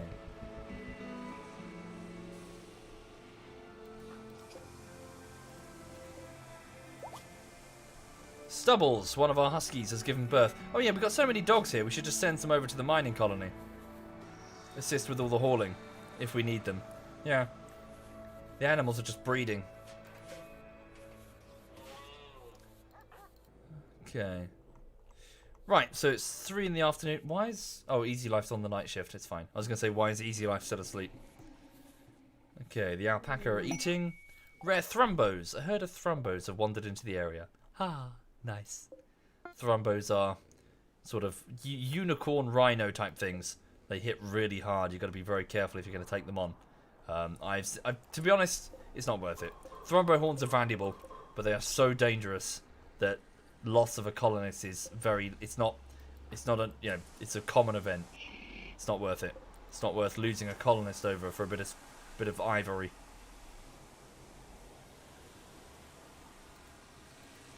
Okay. Thank you, Zaki. Thank you kindly for the compliments. I shall endeavour to continue. Hi, Chinny. Chinny says he self-tamed a Thrumbo. Yeah, so did I. I called it Thrump. Mainly because I tried to spell Thrumbo and fucked it up. I wasn't trying to refer to Trump. I just couldn't properly spell the word Thrumbo because I'm stupid. So we had Thrump in our Spice World colony. A colony that consists of about 6 women going zig-zig-ah. I want to do an actual YouTube video about that colony one day, because there was a very interesting scenario that happened afterwards that I'll explain in the video, not here. But effectively, we escaped the colony via dropship, as in via spaceship. But I screwed up and I didn't attach 2 of the cryopods, so 2 of my colonists were left behind. Thank you, Jingles. Thank you very much, Jingles. So I wanted to do a sort of left behind sort of story type comic. One day. I mean, I don't know when. I've got so much work to do. Like a visual novel type thing to sort of show what happened to them, because some interesting shit happened to them. Because effectively what happened was the base, so if you imagine Tundrafall, they were stuck in their cryopods and they couldn't get out. They were stuck and they were in a side valley out of the way. So bandit raids happened, and of course all the turrets are just running off solar power or whatever, so all the defenses stayed on, so the bandits would just die. I won't go into full detail, I won't spoil it. Yeah, so the turrets would stay on, but eventually, of course, the bandits would, like, knock out a wire or a turret or something small. They would inflict tiny bits of damage to the external areas of the base. And what this meant was that gradually over time, raid after raid, because I just sped up the time and just watched to see what would happen, they would penetrate the defenses little by little each time until eventually they fell. The defenses fell and the raiders got into the base. At the same time, inside the base, you had these insects that would spawn because we dug into a mountain. These sort of genetically engineered soldier insects about the size of a man with really sharp claws and pincers and thick armor.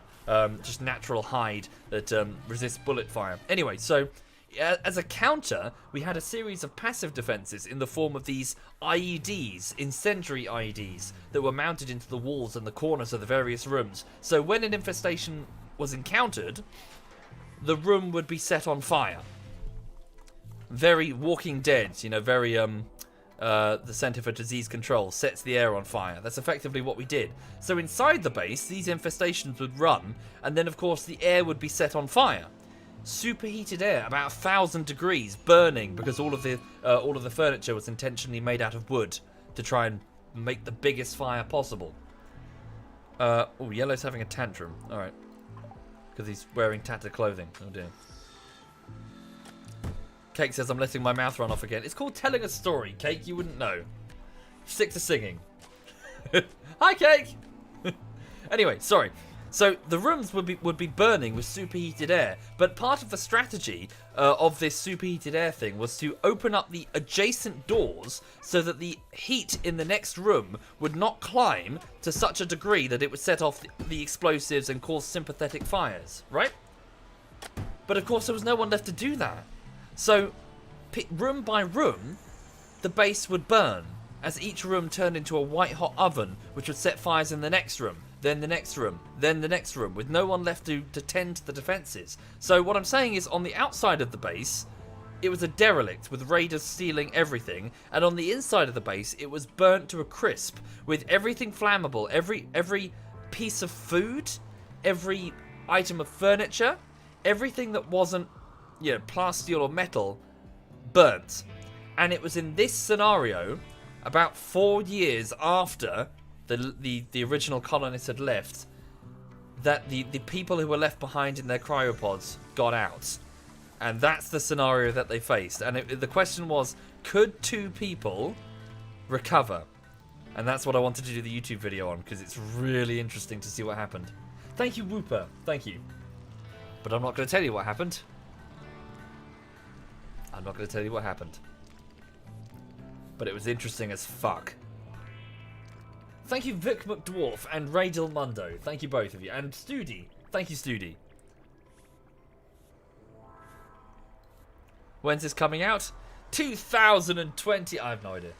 I've got so much work to do, seriously. I've got so many bullshitteries and so many video essays. I've already got 3 cartoons to make. I haven't even finished the first one. I don't have the time.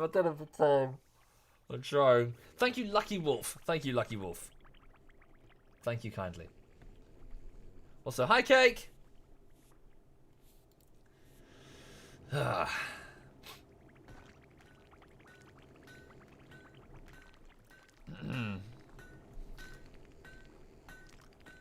What's that sound? Hang on. The dog appears to be snoring. Action zoom. Yes. Are you okay, sweet pea? You okay? You dozing? You're a good girl. Yes, you are. You're a good girl. Yes, she's okay. Right. Okay, so the mining camp. Oh, good. We did retrieve some scyther blades. Oh, good. We're ready to launch the pods as well. All right. Let's send this group. So, with the chem fuel that's mounted in the drop pods, I send forth 3 of them. So they will fly over on a ballistic trajectory, parabolic trajectory, and come to a stop with the chem fuel so they don't smash into the ground.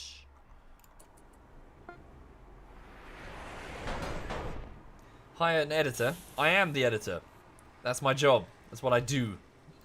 That's what I do. Oh, they've stuck the holes in the roof. I've got to fix them. Right, okay. So what's Felfire doing? Felfire, you have 14 construction skill. I would rather... Let's have Bitterritter work on the sarcophaguses. Sarcophagi. Whatever. I'm just working on these graves to get the poor bastards who've died out of the hydroponics bay to somewhere a bit more, well, permanent.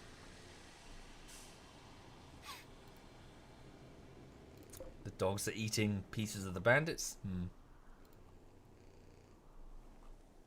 Okay. Yes, no, yes, no. Forstius, no, please stop. As in, if you want to enjoy RimWorld, I strongly recommend not watching this. Half of the fun is figuring out how RimWorld works, really. So, and if you don't have RimWorld, to the people in the chat, I strongly recommend you get it because it's one of the best games on Steam. It's really, really interesting. But don't read wikis, don't watch guides, don't even watch the stream. Just play it. You will lose colonies. You will get attached to people. You will watch them die. You will watch people be put into difficult circumstances. You will be forced to watch these people suffer. And as a result, it is the most interesting shit that you can see on screen. You know, seriously, just jump right in. You know, it took me ages to get a colony that would just make it, and then it gets wiped out by like wild boar or something. Thank you, Nyaki. Thank you very much, Nyaki. Indeed, thank you. Thank you, Nyaki. Thank you kindly. Good to see you again, sir. Yeah, it's like, is it This War of Mine? Someone said, you know, as in it is effectively a drama game. It's showing people forced into, yeah. Do you think we got here easily? Like, we huddled. Look at the Google Drive. See how many people have died for this colony. See the graves, the people who have suffered and just, you know, fought and died or been killed by polar bears at one point. Thank you, Spartan. Thank you very much, Spartan. We huddled around geothermal vents in the freezing Arctic air. At one point, we had to eat our own dead. Maximo actually enjoyed it. we had a cannibalistic doctor. It was his thing. We had, like, at the table here, you'd have Kaz. Kaz was a soldier, so she liked simple meals. She was just sitting there eating some porridge from this dispenser. Over here, you had, like, Zorium eating, like, a meal of potatoes. And then over here, you had Maximo, the doctor, with, like, a human arm going la la la la. It was most weird. Maximo was very strange. Can I stream Overwatch? I have, and I do. Not recently, though. I haven't really played it recently. I stream whatever, really. Okay. Right, the mining camp is all asleep. Speed up the time. It's minus 55 degrees. It's the 10th of winter. 5 more days of winter. Oh, we got a short circuit event, which means fire in the hydroponics bay. That's not good. The night shift should be able to handle it. Whoops. The fire has also destroyed the connectors to Yellow and Jen's room. Yeah, it's fine. Where's Fellfire?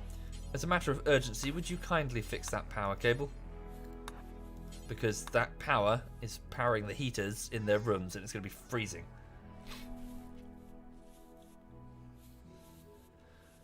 Am I ever going to play Kenshi? I have no idea. Again, sorry, the standard answer to will I play this is I have no idea. It depends if it's any good.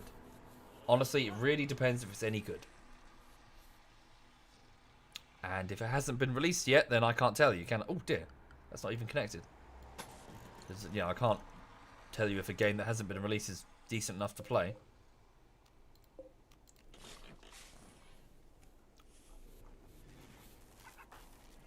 Right. What do we need for these pods? Do we have sufficient components? Don't think we do. We probably used them all. Crap. Low power. Well, we got low power because the batteries have drained. Shit. That means the hydroponics are at risk. We need to get that fixed ASAP. Like, super urgently. Where's Bitterritter? The rocket scientist? Yeah, you need to grab some steel and fix that connector. Thank you, Diamond Back. Thank you very much, Diamond. Thank you.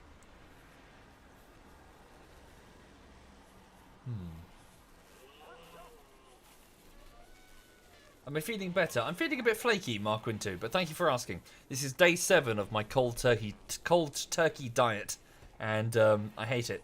I really fucking hate it. I regret every moment of this. Thank you, Crazed. Thank you very much, Crazed. But I'm hoping that if I can just power through it, I'll be able to lose some weight, and then I'll have a lean, fit, and agile body, and then maybe women will sleep with me. Maybe. Somehow I doubt it. But I can hope, okay? I can dream. They're certainly not going to with a double chin, that's for sure.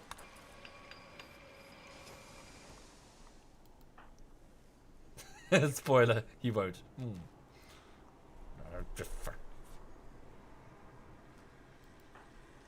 Right. Am I going to a gym? There aren't actually that many gyms near me. I did look this up earlier. There is one, but it's quite a way away. It's all the way next to the station. I mean, I suppose I could just jog there, but it's not as if there's just one down the road. Because I live in like a residential bit. I'd have to go like deeper into the city. Okay, we've connected another. Yeah, so I don't know how that got damaged. Okay, so Tundrafall is awake. It's 8 in the morning. Everyone's going to the dining room to get some delicious and nutritious rice, boom rat meat, and potatoes. Oh god, everything's breaking down. Vassal has almost finished with this shield belt, and I hope it's a good one, because we really could use some decent shielding. Cycle, you lazy bastard. Well, I go running, Crazed Burn, and also, sorry, forgive me, I'm apprehensive about cycling because I was almost killed when I make it sound really dramatic. I wasn't almost killed. I was almost hit by a fast-moving car when I was cycling as a teenager, and that seriously put me off going anywhere on a bike as an adult because you have to go on the roads. You can't go on the pavements. It's illegal. Thank you, Junior Crispy. Thank you. So that would mean that I would have to drive where the cars are, well, cycle where the cars are, and I don't want to die. Frankly, the safety margins are unacceptable to me. If I'm going on the road, I'm going in a car surrounded by a metal box and glass.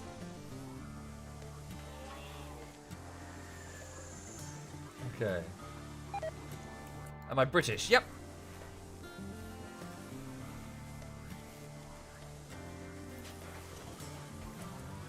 What about the new car? No progress on that yet, I'm afraid. The model that I wanted wasn't available, which is a big shame. So I'm back to square one, really. I guess I've got to either wait forever until one becomes available, or and the estimates were next January, which is, oh god, or just get a different model. I guess I'm just going to get a different model, different type. I wanted to get like a little coupe, like a little dinky coupe, 2-door, so I could zip around the city. But no. I can't believe there's like no coupes of that particular type. I couldn't believe it. You're joking. What have we got? So, it's a good. Good is better than nothing. I was expecting like legendary or something though. He's got like a skill of 20. Oh well. Right. So, I mean, Vassal could wear this. Truth be told, you've got amazing melee skill. Yeah. I mean, put it on. So, wear this shield. So he's wearing a good shield, which is a lot of charge. Go put that rifle down. Do we have a plasteel sword? We don't, but we've got some regular long swords. So this is it's a shoddy. Normal long sword. Fuck it. Go equip this normal long sword. It was a BMW 1 Series. No, it wasn't. I did look at the BMWs, but I don't know. They weren't that, they didn't really stand out. Oh god, why's the sun lamp on in the infirmary? Thank you, Silver Atom. Thank you very much, Silver Atom. Thank you. Much appreciated, thank you. Right, okay, well that's something at least. So, we've got Vassal, our psychopath, with a shield. I'm somewhat reluctant to put him in the line of fire, but if we're having to defend the colony, then we need all hands on deck, really, don't we? Right, so we need more components. Urgently. So suspend that job, just make regular components. For some reason, I can't right-click to tell them to do that. I don't know why. Yellow's making joints. Not really important right now, Yellow.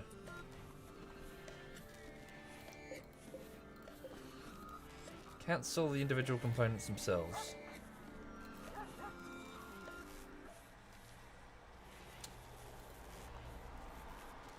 Well, thank you, Silver. Thank you very much. Damn. The lack of power is going to drain. It's going to take away our hydroponics. Crap. Sorry, why is the power so flaky then? What's going on? That's all linked up okay. We had a severed connection here. That's not anything important. Volcanic winter is reducing the solar output, that's for sure. It's not clear. You're hearing that? She's snoring. She stopped. Because she stopped breathing. Dun dun dun. Oh well. She just started snoring again. Bottom left. Left thermal generator? Bottom left thermal generator. Oh, it seems to be fine. I'm not sure. Why are streamers playing this game? It's so boring, says Nicky Cat. Well, firstly, I question your taste.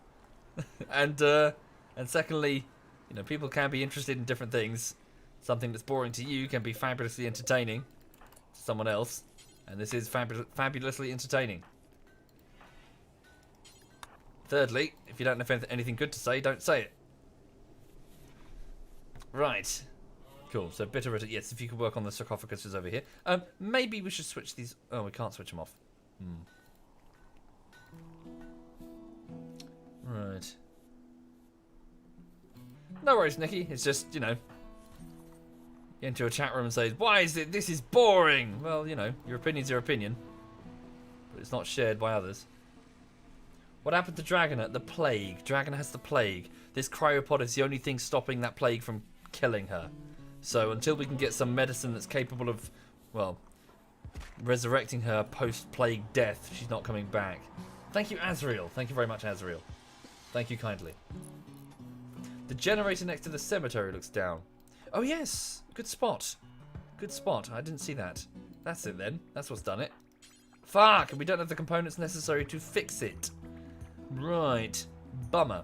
Thank you, Commando. Thank you very much, Commando. Right, in which case, what about the colony over here? Do they have the components? If not, they can certainly mine some. And what about these things? These scythers? Can we ship those? How heavy are they? Oh god, they're probably quite heavy. Those things have components in them. Oh god, 140 kilograms. Oh no, that's unfeasible. We've got to break them down then. We got to. Okay, can we put a furniture production machining table? 150. Oh yeah, fuck. Okay, well it needs 5 components itself. Don't really have much choice. So yes, Bweep, could you focus on that? Work to build a machining table. Are there any components in the local area that we can mine for? Might have to go a bit further afield. Got some gold. Yeah. We'll have Sergey start mining these. Get some components. Or what about pieces of ship? Oh yeah, ship chunks as well. Yeah, sorry. Ship chunks. And there'll be some at Tundrafall to the north. Yeah, alright, we'll grab those as well. That might sort it. Outside of the allowed area. Unrestricted. No, wait, we'll have Bitterritter do it. Bitterritter, you are unrestricted. Go out and deconstruct that. It's minus 51 degrees. Your character can tolerate minus 86, so you've got nice warm clothing. Off you go. Oh, good. Yes, another good shout. And I've got backup diesel generators, haven't I? Chem fuel. Ah, but all the chem fuel is in the launchers. And we sent away the boomalopes. Bugger. We do have some wood, but wood is so rare. No, don't use wood. Fuck. Okay. For now then. Take some drastic measures. Power down all the lights. Collectively, that will solve much of the power drain until that other geothermal generator is back online. You can make chem fuel from hops. Good point. I forgot about that. Yeah. Good point indeed. Can you do it from hay grass or like other? Is there anything faster that will grow? Well, stuff that grows faster. Backup battery again. Holy shit! I keep forgetting all this stuff that you guys are telling me about. Yes, install the backup battery. Jen, I've got all of these things. You guys know my colony better than I do, apparently. Thank you, CK. Thank you very much, CK. Thank you. Right, that backup power will at least be something. Bitterritter is salvaging pieces from this piece of the cryo ship that we all came in. Right, sweet. Well, just call those in. Oh, they'll take them all in, not just the one. Hay grass doesn't work anymore. Oh well. Okay. Major break for Bweep. I'm forcing Bweep to make the machine table. Not as high priority anymore, but yeah, stand down. Go get some breakfast. Bitterritter, keep hauling in those components. And then a Boomelope is pregnant. Hooray! More fuel. They seem to be doing alright with the hay grass. That's true. There are 3,000 people are watching this. Can you guys do something better with your Saturday evening? All of you. Shush. Shush. Shoo. All of you. Go. Go play games, for fuck's sake. Go, if you're young, go out. Go outside. Go have sex. Go do stuff. Don't sit here and watch a stuffy old cunt play RimWorld. Fuck, where's, the chat says no. The chat saying, no, never. Fuck off, I'm telling you. Hang on. There we go. Don't tell us what to do. Well, fine. I'm not gonna. Yeah, fine. I'm not gonna continue the stream until you all fuck off. This is it. It's the end of the stream. Bye. Who's a good dog? Who's a good dog? Am I being unreasonable? Yes, I am. Am I being unreasonable? Who's a good girl? Yes. Who's a good girl? Am I disturbing your sleep? Yes, I am. Who's a good girl? What? What? Oh, yes. You love it, really. You love it, really, don't you? Yes, you do. Right. Hang on a second. That's actually a good moment to get a quick drink of squash, some blackcurrant squash, and take a wee-wee. Back in just a moment. Thank you, the 3X Owl. Thank you very much, the 3X. Thank you. Back in a moment. Oof.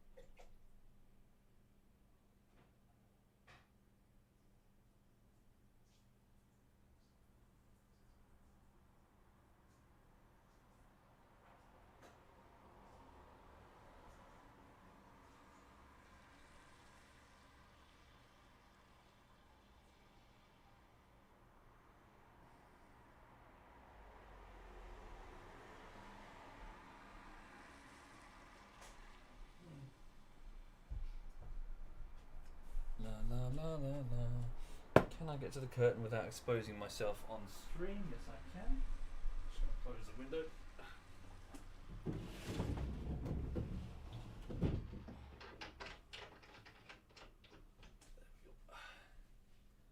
Right. Oh.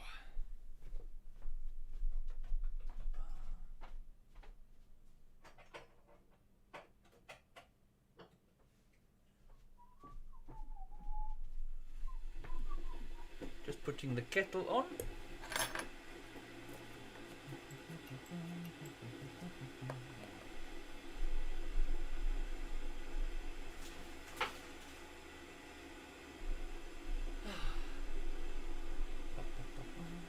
Who's your good girl? Are you a good girl?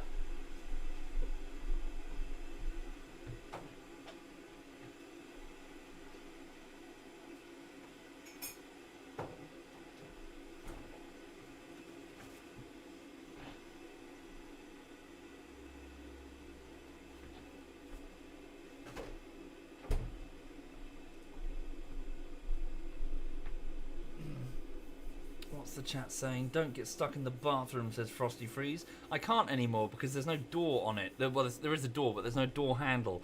It's still broken off after the fireman smashed it down. I've yet to repair that. I said I would to the landlady. I've yet to do that because I'm being lazy. Thank you, Liam. Thank you very much, Liam. Thank you kindly.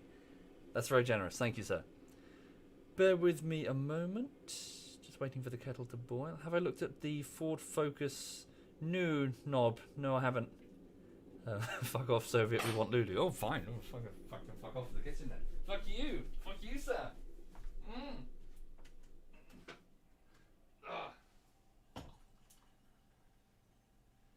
I know when I'm not wanted.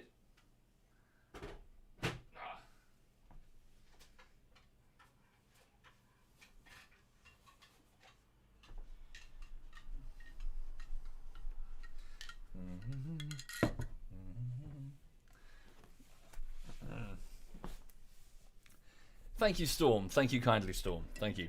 Sorry, for those just joining the stream, I was just grabbing a quick bit of refreshment from the kitchen.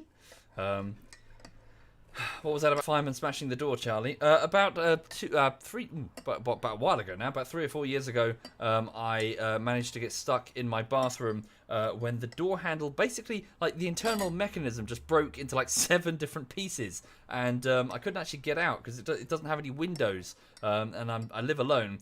And I was kind of stuck for most of that morning in the bathroom, wearing very little because obviously I was going to go have a shower. And I had to call. Well, I had to sort of scream loudly until the fire service arrived. A neighbour called the fire department, and they climbed up. Basically, one of my windows was open, so they just took their ladder and climbed up the flat window to get to me, and then just smashed the door down from the outside with a crowbar and one of those big, the big weighty things that they have as battering rams. They did that. And they were like, stand back from the door. So I, stood back from the door, and then they smashed it down. Afterwards, they were all like, it's all right, we can clean this. And it's like, no, it's fine. I'll do it. You guys got better things to do with your morning than clean up after an idiot who got stuck in his bathroom. So yeah, they're all very friendly. They arrived very speedily because they were under the impression that a lady was stuck in her bathroom. Stuck in her bathroom on her way to have a shower. So I guess they assumed there would be a naked lady, and guess their disappointment when they found me with my tackle out, sort of standing, spread eagle. No, sorry, I wasn't doing that. I was standing waiting for them. Yes, fat bloke. Thank you, eagles. Thank you very much. Sorry, I just said it again. It's that fucking Pavlov thing. It's like ring the bell. Thank you, eagles. Who called them? A neighbour who, I think it was from Romania or something.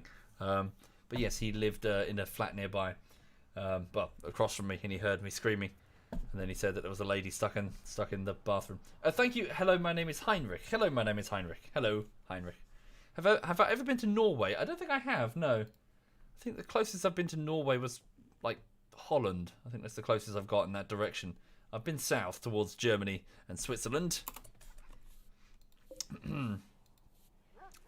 Thank you, Nex Carter. Thank you very much, Nex. Thank you. Apparently, yeah. Time flies, Sedgemus. Ah! Low power situation for the base. And the dog has farted. Ugh. Ah, Bitteritter, where are you? She's on her way to replace the broken components of the geothermal plant. Also, sorry, why is alpaca wool being stored here? This is not for alpaca wool. Raw resources. Not raw resources. Textiles? Yeah, don't store textiles here. Cool. Bitteritter, our primary builder, replaces the geothermal generator's components, bringing it back online. Thank you, Dracu45. Thank you, Dracu40. What? 1 year. Thank you. Very kind of you, sir. Thank you. Much appreciated. Time to change Lulu's diet. Farting is not a must for dogs. Well, it's because she's brachiocephalic. So, because she's flat-faced, so whenever she eats, and flat-faced breeds have this problem, air gets in, like lots of air whenever she eats, so it's got to go somewhere. So she burps and she farts. It's just the nature of a brachiocephalic dog. The small jaw means, well, air whenever they swallow. So, so they fart. They make lots of smells. Smells. You make smells. Oof. Oof. Right. Indeed, Nex. Time does fly. Thank you, Nex. Much appreciated, sincerely. Thank you for letting me do this instead of having a real job in an office, wearing a suit and saying things like deliverables a lot, or MVP, or user stories. Right. Hi there, Schizophrenic. Yeah, I've been alright. Just been chilling today. Just been relaxing, enjoying the weekend. Had a nap. That was nice. Naps are awesome. Holy shit. Naps are amazing. Like, when I was younger, I was like, naps? Now I'm like, yeah, nap. Like, what do you want to do with your day? Go to sleep. Hell yeah. Right. Especially with Lulu. Because it's like, what happens is you start the night, and you just tuck in to, well, start the night. You go for sleep. You tuck in, and Lulu's like at the end of the bed or whatever. But then as the flat settles, this is more at night really, and it gets colder, she'll sort of get closer until you wake up and she's basically on you. She's wiggled her way into the duvet, and she's sort of flopped on your chest, or her head is like on your face. Oh dear, short circuit. Oh no. Ah! Go straight towards the solar panels. Put that fire out. Someone. My point is, it's adorable to like wake up and have a French bulldog flopped on you. Thank you, Farscape Man. Thank you very much, Farscape Man. And Valen Kit. Thank you, Valen Kit. Thank you. Ah, Farscape. I've got that box DVD somewhere. That series was weird. I wish it was darker. I wish Farscape always... Farscape was always more interesting the darker it got, I found. When some of the episodes got really goofy, I don't know. I wasn't into them. But some of its episodes when it got very... Well, just very dark, I found them, you know, much more interesting. Like the whole Peacekeeper type situation, Peacekeepers murdering and you know, genocide and shit like that. Way more interesting than, say... Oh no, there's a... I don't know, like what's one of the dumb episodes? There was a whole bunch of dumb episodes, to be fair. Like, we've got to go to an international trial for Dargo, who's done something because he's an idiot. Thank you, Tivalek. Thank you, Tivalek. What was he? What's his... fucking Luxon. He's done something because he's a Luxon. And Luxons do stupid shit. Sorry, Farscape. Very, how to describe it? Think of it like Battlestar meets the Muppets. It's weird. It's very weird. Yeah, like, you know what I mean? The Looney Tunes up, yeah. Stargate SG-1 had that as well. Like, when they started doing goofy shit, it was a bit, okay, can we get back to the ghouls? And you know, the neck snakes that are, you know, attacking people. Thank you, Gerhard, again. Wait, Gerhard. Thank you, wow, Gerhard, again, holy shit. Thank you, Gerhard, you're very generous. Thank you, sir. Put Deadfall traps in front of the turrets. Not a bad idea, actually. Yes, indeed. Yeah, that's what I meant. Not that ant. It's quite a bit of steel, actually. I want to send that steel home. Gerhardt hates money. Well, so long as you're sure, sir. Please. Oh God, a polar bear. Please don't break the bank on my expense. Okay, we need to deal with that polar bear. That's a big threat. Polar bears could potentially go for us and murderize us. Stargate SG-1 was amazing. You're going through it again as we speak. Yeah, I need to go through it again. I think... Sorry, again, this might be unpopular. I think that when it was sort of SG-1 and the Goulds, I think it was good. When it started to become SG-1 and suddenly there's the... Ancients? Is that what they're called? I don't know what it's like. It got a bit weird. It started getting a bit off track. It's like suddenly the Asgard have given all the technology, and now here's a human spaceship. It's got just keep it episodic. Just go through the damn gate. Is it the Ori? Sorry, what am I talking about? Am I being stupid? Thank you, the Sightonist and Manny. Thank you, both of you. Yeah, sorry. Am I swimming alone? I just found that the whole Gould thing was more interesting. Keep it simple. There is a threat behind this gate. It is bad.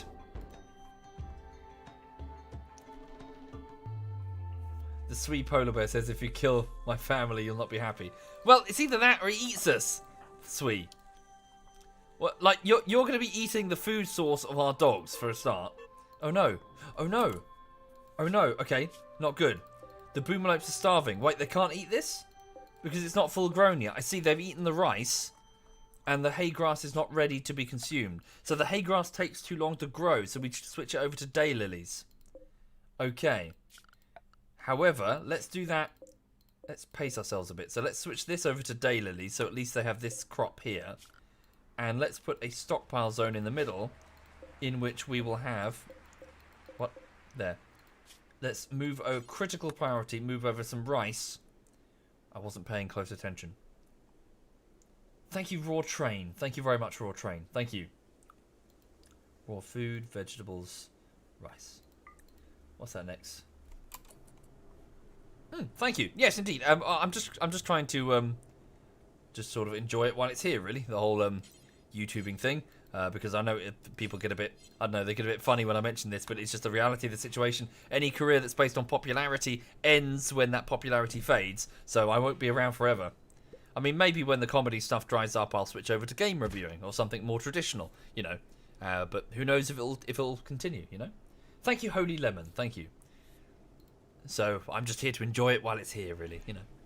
Just have fun while it lasts. But I'm not under any delusion that this is anything other than a temporary career. Because, you know, think about some of the YouTubers who you were really into 5 years ago. Do you still watch them? I doubt it. There's churn, you know, life changes, tastes change. What's popular today won't be popular tomorrow. What's really people into now will be contrived and cliche later. How am I so real? I'm 32. I'm not like a 17-year-old YouTuber who's just got a Adobe Premiere and has suddenly gotten popular, and I'm world weary, is what I'm saying. You shouldn't be world weary at 32, but fuck it, I am. Yeah, so I'm just enjoying it while it's here. I got my dog, hoping to get buy a small flat somewhere, buy a car. Yeah. Thank you, Ghost Tomb. Thank you very much, Ghost Tomb. Thank you. What, you thought I was 18? Nah, I'm 32. Thank you, Vajana. Thank you very much, Vajana. I'm 32 and a constant disappointment to my family. Right.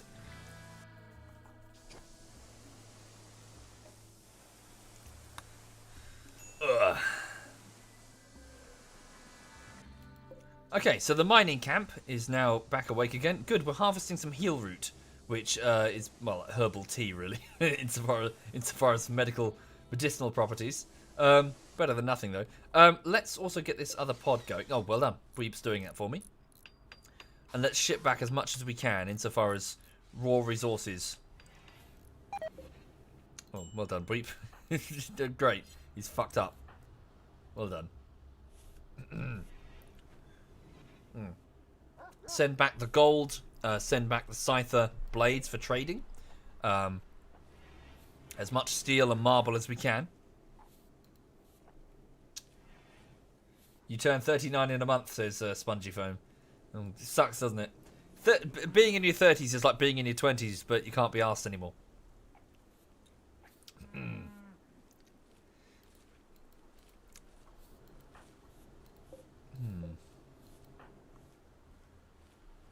Oh yes, I'll disassemble them first though. We'll disassemble them on site. We'll have Prime. Oh, good, Prime Panda's doing it. Ah, this mining colony is so efficient.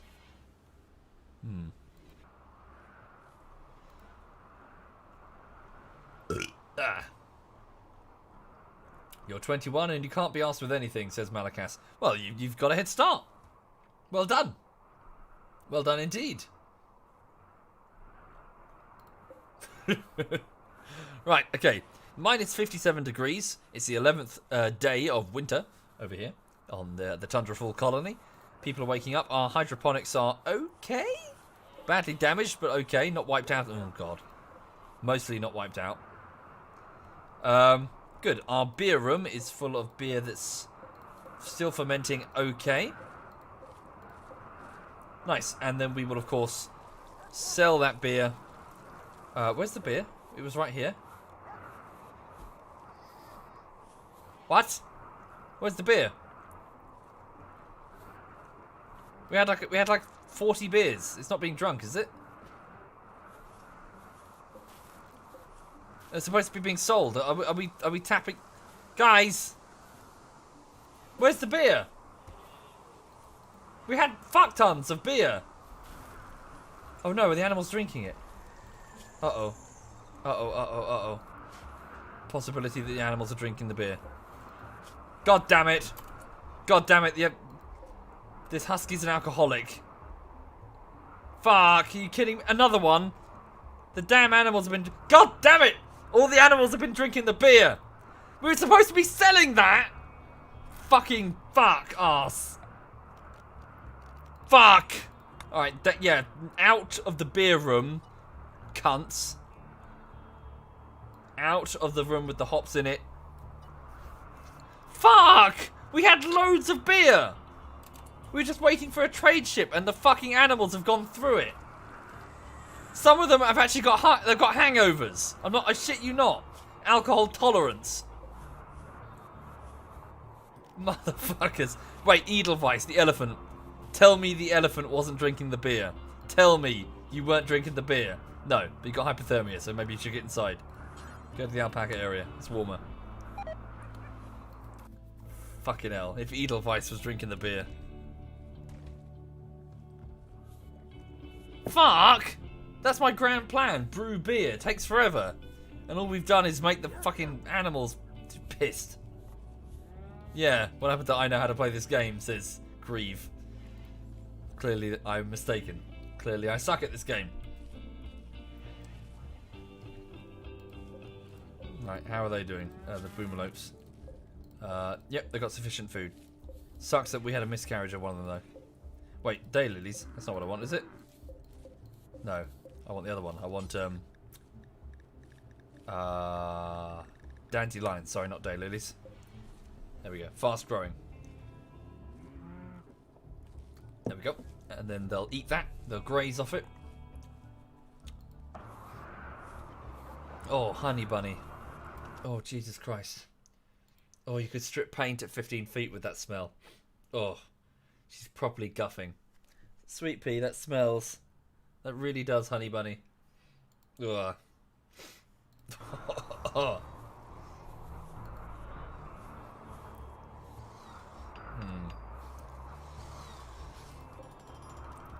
Okay, Bitterritter's working on the sarcophaguses here, in which we're going to put our colonists. Why am I wasting precious growing space for the boomalopes? Because I need the boomalopes to feed and make chem fuel, which is way more precious. Plus, we've got a freezer pretty full of food, and there are actually animals to hunt on this biome. And there's only 5 people to feed anyway, so food-wise, we're actually okay. Let's queue up some snowhares for the hunt, and we must not forget about that polar bear. Where is it? It's over there. Let's go deal with that now. So it's 3 in the afternoon almost. Weep, get your gun. Go around here. Prying panda, take your gun. Let's use, get some firepower up here. Let's not underestimate a polar bear. Night Fury, bring your sword. Just in case it gets to melee, you'll have to cut it down. Okay. How's the main colony doing on components? We have 4 of them. We need more. I wonder if something's gone wrong with the component assembly bench. Oh, no, wait, no. Little Miss Hixie's doing it. Fabulous. Yeah, make some components for us, and then we can use them to manufacture additional weapons that we can sell. Have I considered making a game? Indeed I have, Dr. Yit, but I'm not really in a position in my life where I have the experience or the capital to do so. I did once try to talk to the former, I think it was the CFO of my last company. Software development, mostly enterprise. I was trying to convince him of the merits of going into game development, explaining that things like Steam with its customer base and license engines instead of making your own, and a wealth of talent out there means that game development should be getting cheaper effectively, and now is a good time to get into it. But they were I was trying to get my last company in the direction of game development, but they just wanted to do enterprise apps, which is fine. But enterprise software even. There we go, job done. Cool. Night Fury, if you could finish the job. But yes, I've got some game ideas, some things that I would like to, some niches that I think exist that I'd like to see made, but I'm not sharing them with you. I'm not sharing them with you. Thank you, Low Bird Luke. Thank you. Yeah, I'm not doing that, the Ginger Panther. I'm not sharing my thoughts on games that I'd like to see, and only for them to suddenly appear. Can we haul that in? Good meat. Right. It's a fucking polar bear. It's a predator. It would eat us if we let it.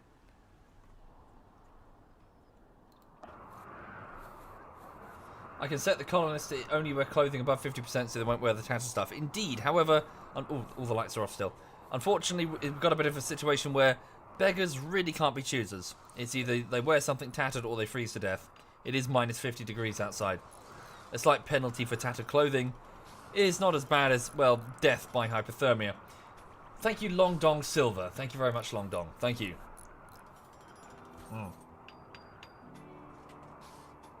We're having to make clothes via alpaca wool.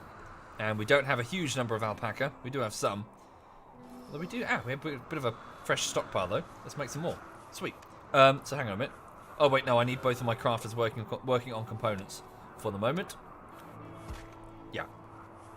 That's what I really need. Thank you, JFK. Thank you very much. Sorry, was that what I thought it was? Was he dragging it? No, just drop them on the floor. Yeah. Why was he carrying the component? Strange. Vassal does not appear to want to manufacture the components, and I don't know why. Redo the job. Do forever. I don't do forever. Do it until we have yep, like 20 or something. 30, 40. Okay. Lights are coming back on. Power's getting restored. Batteries are charging. The colony's batteries are just over half now. It's now 7 in the evening. Hydroponics are about to go offline for the night. There we go. The mining camp is about to wind down. Edelweiss is no longer capable of walking. Oh no. Oh no, no, no. Tiro is retrieving Edelweiss. Hypothermia? Did Edelweiss not listen? I thought I assigned Edelweiss to the alpaca area. I did, so why was Edelweiss over here? Freezing of hypothermia. Oh no. It's very cold. Thank you, Epic Rocket. Thank you. Also, can I point out that Tiro, this tiny little young lady, is carrying an elephant on her shoulders.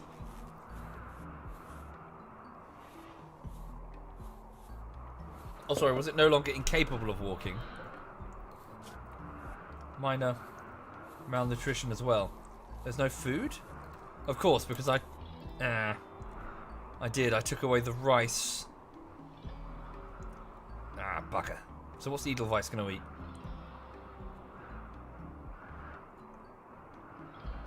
Fuck. Edelweiss needs her own area. Is it he or she, anyway? It's a male. He. Oh, fuck it. I mean, we've got... Nah, I know. I want them to eat the damn flowers. Edelweiss can eat the flowers, though. Right? Hang on. Can you feed Edelweiss something? Potatoes and rice, apparently. Am I saying that women can't carry elephants? YouTuber sexism claims women incapable of carrying elephant. I can assure you the men would be equally incapable of carrying a massive 27-year-old elephant.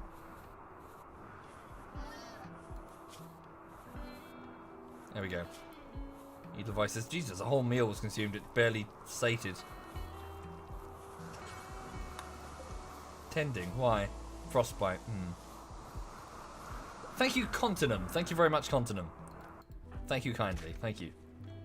Okay, Night Fury is sowing some dandelions for the boomalopes to eat. The hay grass is still only 50% grown. I guess hay grass is for long-term animal feeding, isn't it? It's not really for quick feeding.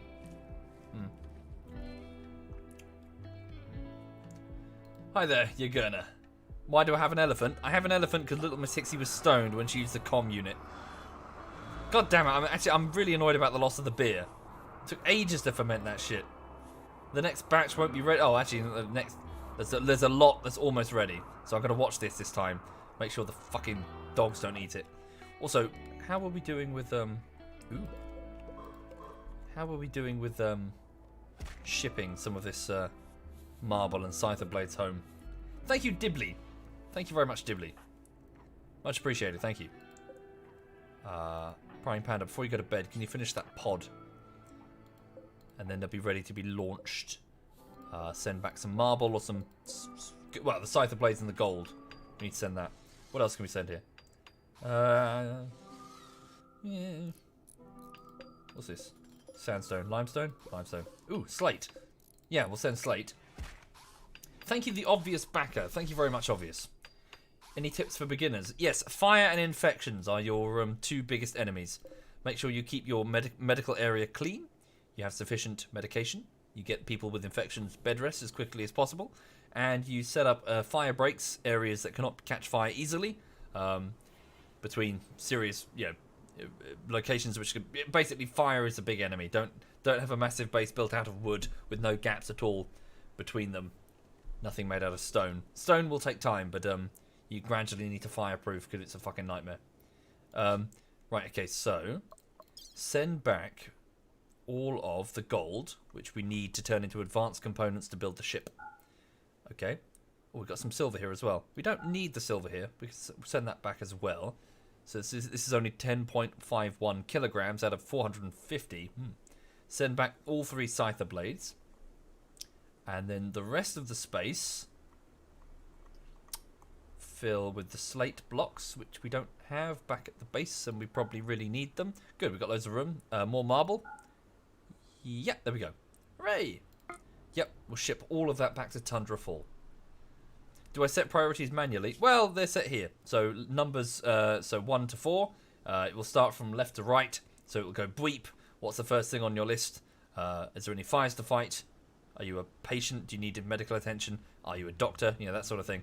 Go, and then if there are no 1s, it goes for the 2s, then the 3s, then the 4s, and people will prioritize things from left to right, you know, based on what they need to do. It's not bad. How do I manage the villager count in the biggest city? You've never had a place this big because raids get too bad. Well, they manage themselves. That's the thing. You just set up the priorities, and they're handling themselves. I'm not ordering them to do anything, unless I need to.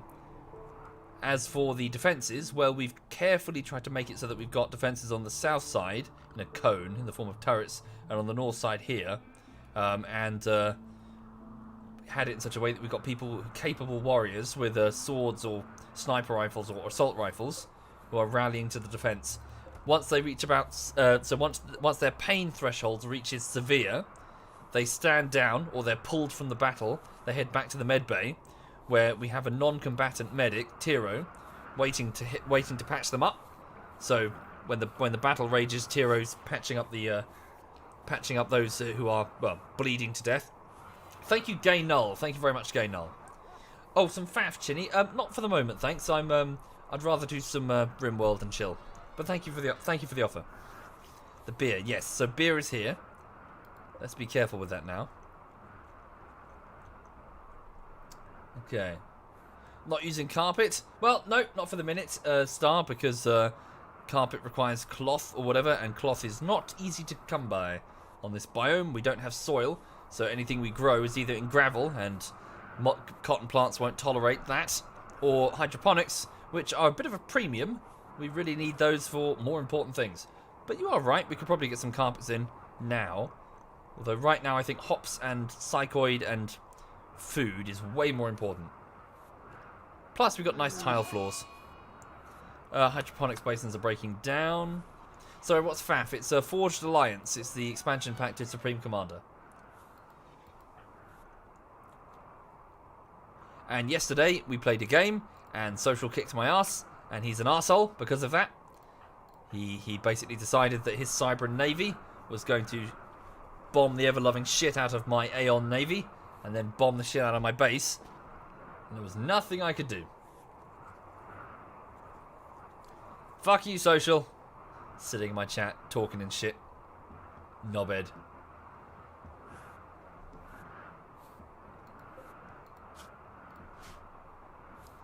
Good, quite a bit of alpaca wool now. What else can we make in terms of tailoring? So people with tattered clothing. What are you wearing that's tattered? Hang on. So shirts mostly, it seems. Shirts for you. Shirts, jackets. I think it's all across the board, isn't it?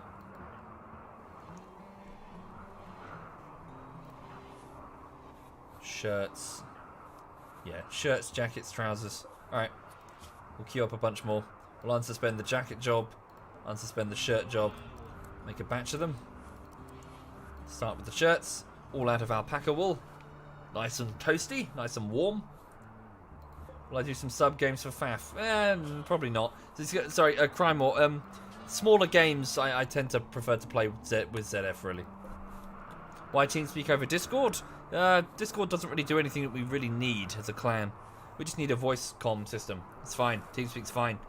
Free isn't much of an incentive if you're, a group of adults with jobs. TeamSpeak hosting isn't exactly expensive. And Discord has a bunch of shit for fan engagement, and I don't think ZF really care.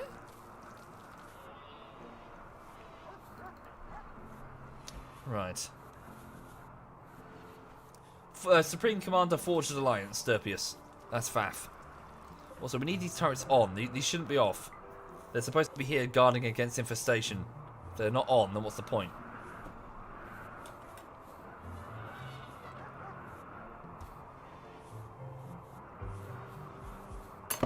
Thank you, Mr. Anderson. Thank you. Okay, 3 plasteel turrets guarding against insect infestation.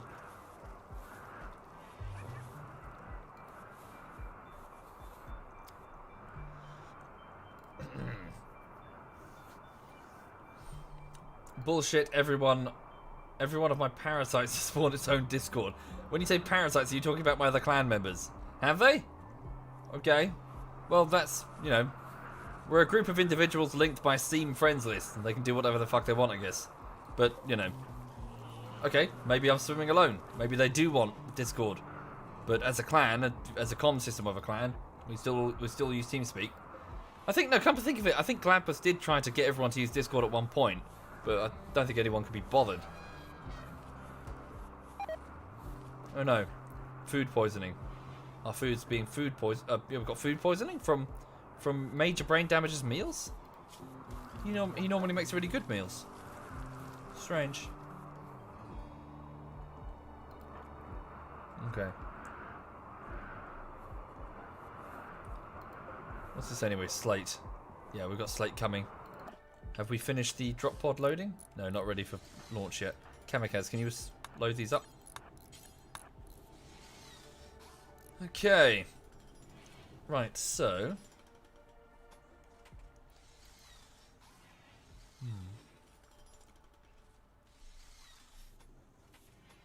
Did I see that someone from ZF is trying to sell T-shirts of all the ZF members? I think you're talking about Moley. And no, he was trying to make T-shirts for the in the event of like a convention thing, because they went to Gamescom and nobody knew who ZF was because there was no organization abilities whatsoever among this particular clan. So, like the fuck knows clan guys, like an armor group that we hang out with, they had their own little passes and shit.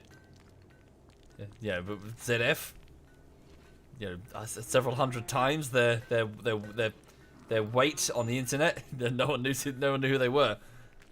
They didn't have passes or anything, or T-shirts, apart from fucking that one that said Soviet on the back, that wasn't Soviet. Easy Life has been inspired. The surgery. Wait, you do surgery? Oh, of course you do Easy Life. So Easy Life has a much greater chance of performing surgery. Yeah. Don't think we have any surgery to be performed though, do we? Not really. Not unless we get a trader. Okay. So Little Miss Hixie's working on components. Vassal is also working on components. Good, good. They take time, but at least we can produce them ourselves now. Okay. Not ready for launch yet. Kamikaze, could you... What's needed? Some gold. Get that gold. Get it into the pod. Marble? Oh, marble. Both ready. Okay. You can install Scyther Blades. Well, I can, but they're not very efficient. Scyther Blades will screw your manipulation, which means you'll often miss your target. So although you hit hard, it doesn't matter if you don't land the hit. It's better to take a lower DPS weapon and actually strike your foe than a high DPS weapon and fuck up and shit yourself and get murdered, which is what will happen if you install a Scyther Blade on a RimWorld colonist. Power is nothing without control.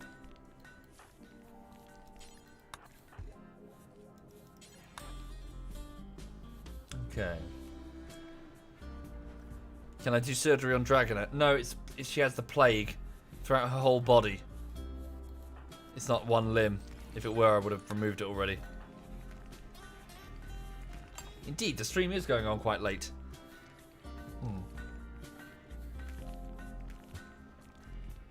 Thank you, M4ZT3R. Thank you very much, M4. Thank you. Most kind of you. Thank you. Well, it's the weekend, and I fancy a bit of RimWorld.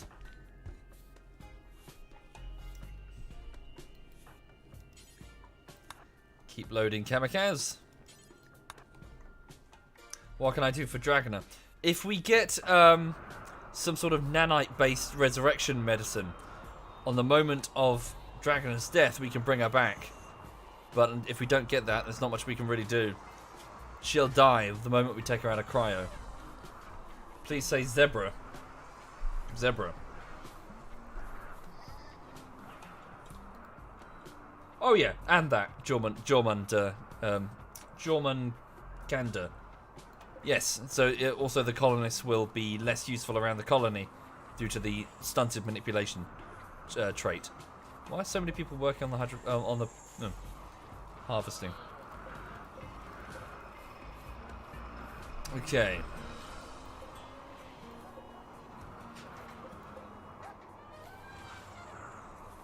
So both of my crafters are working on components. That's good. How many do we have? I need just the one? Okay, we need more then. Especially with the malfunctioning of various bits of tech. Okay, the beer has almost finished fermentation. Fermented. Good, it's all ready. Fantastic. Or some of it is. Thank you, Mythic. Thank you very much, Mythic. Right, we'll watch the beer this time. This needs to get sold. Have I considered uploading full streams to YouTube? Too many, I'm afraid. Too many. There's 4 hours of footage a day, every weekday. 99% of it, nothing's happening. It's too much. Thank you, hello Matto. Thank you very much.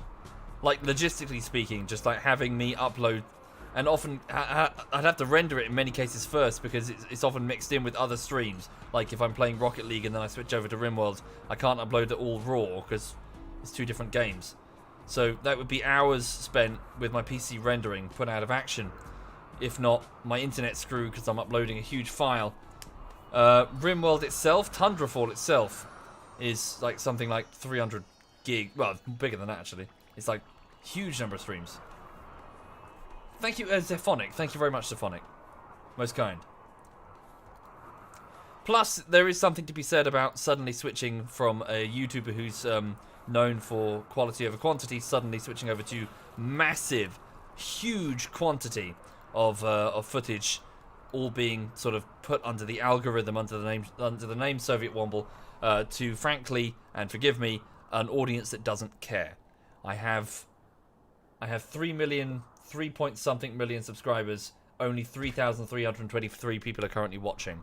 There is a huge... Sorry, I'm just saying, there is a disconnect between the YouTube audience and the Twitch audience. There is a little bit of overlap, little bit, but it's not huge. It's not, you know, if it were huge, there would be a million people watching or whatever, but it's not. So, one should not screw the YouTube algorithm and most of my audience, or not screw, but, you know, not present loads of content to a majority audience when probably only a few hundred people really care about watching VODs that old. That's not going to be a popular opinion, I know, especially from people who want to watch VODs that old, but it's just a reality of the situation. I'm a YouTuber, not a streamer. Ooh, cargo pod. Ah, smoke leaf. Thank you, Shogun. Thank you very much. Thank you. Who can go and get that? Hang on. Tiro, can you retrieve that? Yeah, haul that in. I know. I'm not trying to dismiss your opinion, Ray. Seriously, I'm not. It's just that there are downsides to it. The first one being the logistics of doing it. And the second being, well, that's not what I'm known for on YouTube. Primary or secondary account. You know, they're here. They're on Twitch for like months if people want to watch them. Better to take the highlights anyway. Better to cut out all the highlights and put them in a video, then put them on YouTube. Not upload hundreds of hours of shite. You realise I've got 530 hours of RimWorld. That's 530 hours. You want me to upload all that? Seriously? That's what people are asking.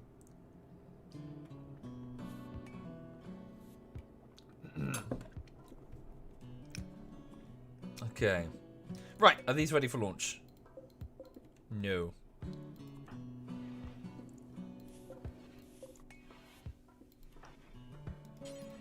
Can ever do, oh, damn, hang on. Come on, finish loading. Thank you, Kenny. Thank you very much, Kenny. Much appreciated, thank you.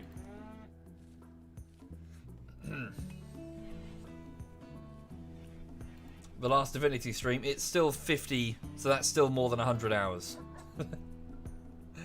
It's not a small thing of which you ask.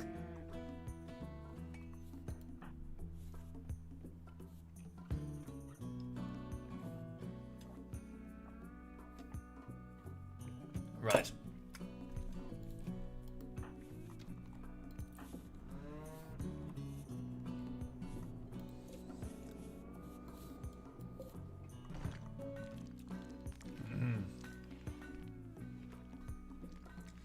Okay, so the mining colony continues. Okay, good. We've got the machining table online. So let's put up put a job here to do forever, drop on the floor, disassemble mechanoids. So someone who's working on crafting, so I believe Weep, you can take these mechanoids, break them down, and then get we can get the components and steel and plasteel. Thank you, Juggerclaw. Thank you. Much appreciated. Thank you. Right. We still need a high explosive shell. Let's make one. Make a bunch of them.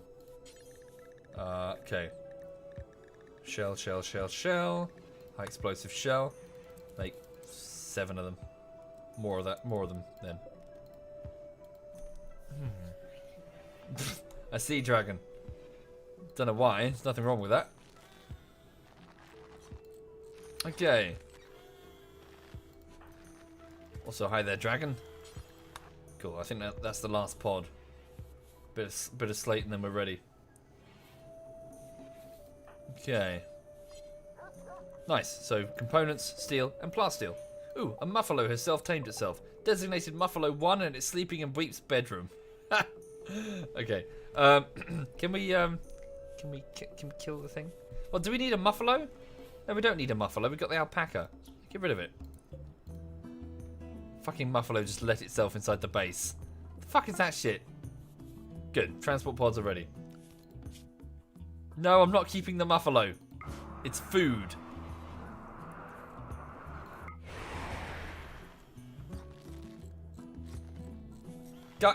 Really? Are you guys getting emotional about the muffalo? Free the muffalo. Save the muffalo. Hashtag save the muffalo. Fine. But it needs to go in that bit. It needs to go with the rest of the boomalopes, alright? It's not sleeping in there. It's not sleeping in Weep's bedroom, okay? Hang on. Go with the rest of the damn boomalopes. Oh, major break risk. Tiro. What's wrong with Tiro? Tiro's hungry, probably. Yeah, I'm tired. Okay, so it's minus 55. It's still two more days until the start of spring, and then the temperatures will start to get a bit more favourable. Aha, sweet. Bring in the scyther blades, get them stored. The rest can stay outside because it's just raw resources. We have some more slate, huzzah! Some more marble. Slate, good. So we can actually properly finish off this. Hooray! Seal this off, heat it. B-wing will be warmer. And we've almost got the sarcophagus built over here. Sweet. Let's start moving some of the bodies of the deceased. So, well, more of them. So that's Gloobsh, that's Dr. Milf, and that's Curty. Rioma's limestone sarcophagus is with yellow. I don't think he wants it moved. Ugh. We've got Pickles the cat and Kaz in the courtyard there. Thank you, Sergeant Flaus Chig. Thank you, Sergeant. Thank you. There were other dead bodies, but they haven't made it. Where's Zorium's corpse? What happened to Zorium?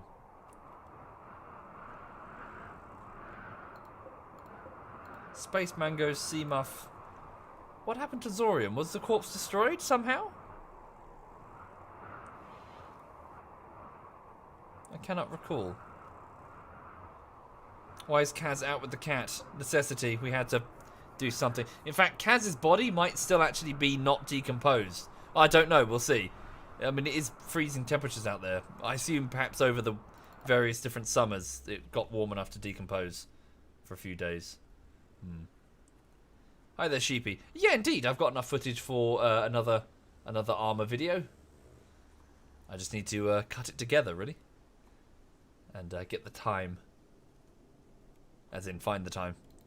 Oh, Weep, go to bed. Ignore the muffalo.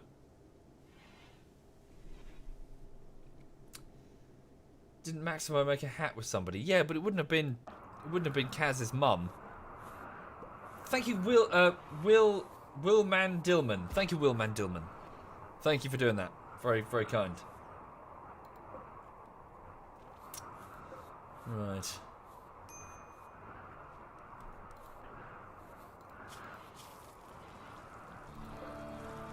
Don't ignore the muffalo. He has to. Oh god, muffalo farts. Ugh. Is it possible for a RimWorld bullshittery? Not the right type of game. It's not really. I mean, there's the occasional bit of funny stuff, but it's in context, isn't it? Of what else is going on. It's not like spontaneous comedy between friends, where the setup and punchline is often within the same 30 seconds. Thank you, Sloth on Crack. Thank you, Sloth. Thank you very much.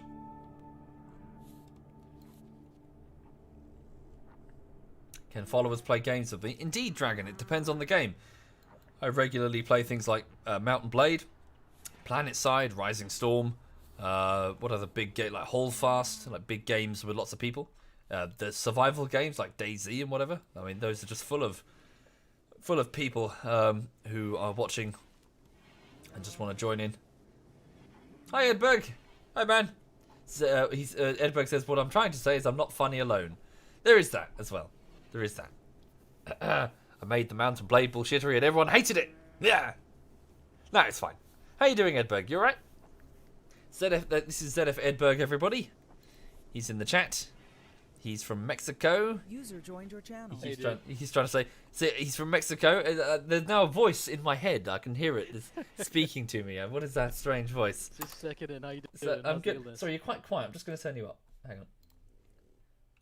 There you go. He's muted. Hello. Fantastic. Hi, man. You right?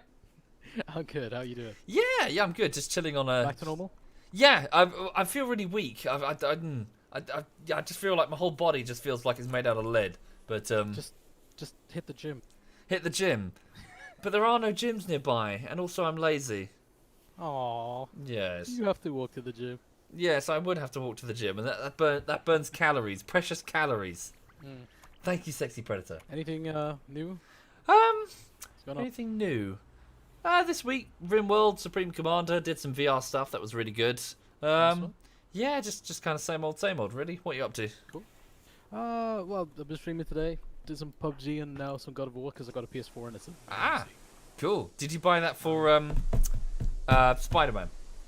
No, I bought it for The Last of Us. I'm celebrating 3 years of streaming tomorrow, so I'll be doing The Last of Us full play. Celebrating? You mean that people tolerate your presence on Twitch? That's what. Yeah, 140,000 of them apparently. Oh, well done indeed. Well, congratulations, sir. Thanks, dude. Yeah, it's fun. It's gonna be fun tomorrow. Cool. Yeah, I shall pop in and cause shit in your chat. Yeah, drop by, do that. Yeah. It's been a while since you did that, so it's always fun. Yeah. But yeah, things fine here. Just kind of cracking. I haven't got the car yet. Sadly. Oh, yeah. I need to sort that out. Found one? Well, they didn't have the model that I wanted. It's a bit of a shame. But yeah. Oh, hang on. So Ghostface says he met Edberg at Gamescom last year, not this year. And he lived to tell the tale? Yeah. Wow. Yeah. What was he like, Ghostface? What were your first impressions? Like, I'm a prick. That's just how it I'm just gonna say it. That's Right. Now you go on with yours. I just wanted to check it. Yeah. No, good to see you, man. Yeah. Have a good one. You take care, Bye, man. Have a chat. good one. Bye. Bye. Bye. Yeah. Bye. Get lost. Shoot. Fuck off. Go. Shoot. Fuck off. Shoot. Out. User left your channel. What a cunt. Am I right? What a cunt. That guy's such a cunt. Why did we let him in the clan? I don't know. Why did we let? It's ridiculous. It's absurd that we let that man in the clan. What a knobhead. Right. Yeah, so that was ZF Edberg. So he's going to be doing some streaming that. User left your channel. He's going to be doing some streaming events tomorrow to celebrate his 3 years of inferior Twitch entertainment compared to this glorious, wondrously entertaining stream that all of you are no doubt falling asleep watching. I'm pretty sure some of you will be falling asleep watching this. Right, okay. Sorry, what was I doing? So, yes, we sent back some gold and some slate back to the main colony of Tundrafall. Hi, Umlaut. Hello. What games would I recommend? Not sure, really. Factorio, RimWorld, Divinity's good. Very good.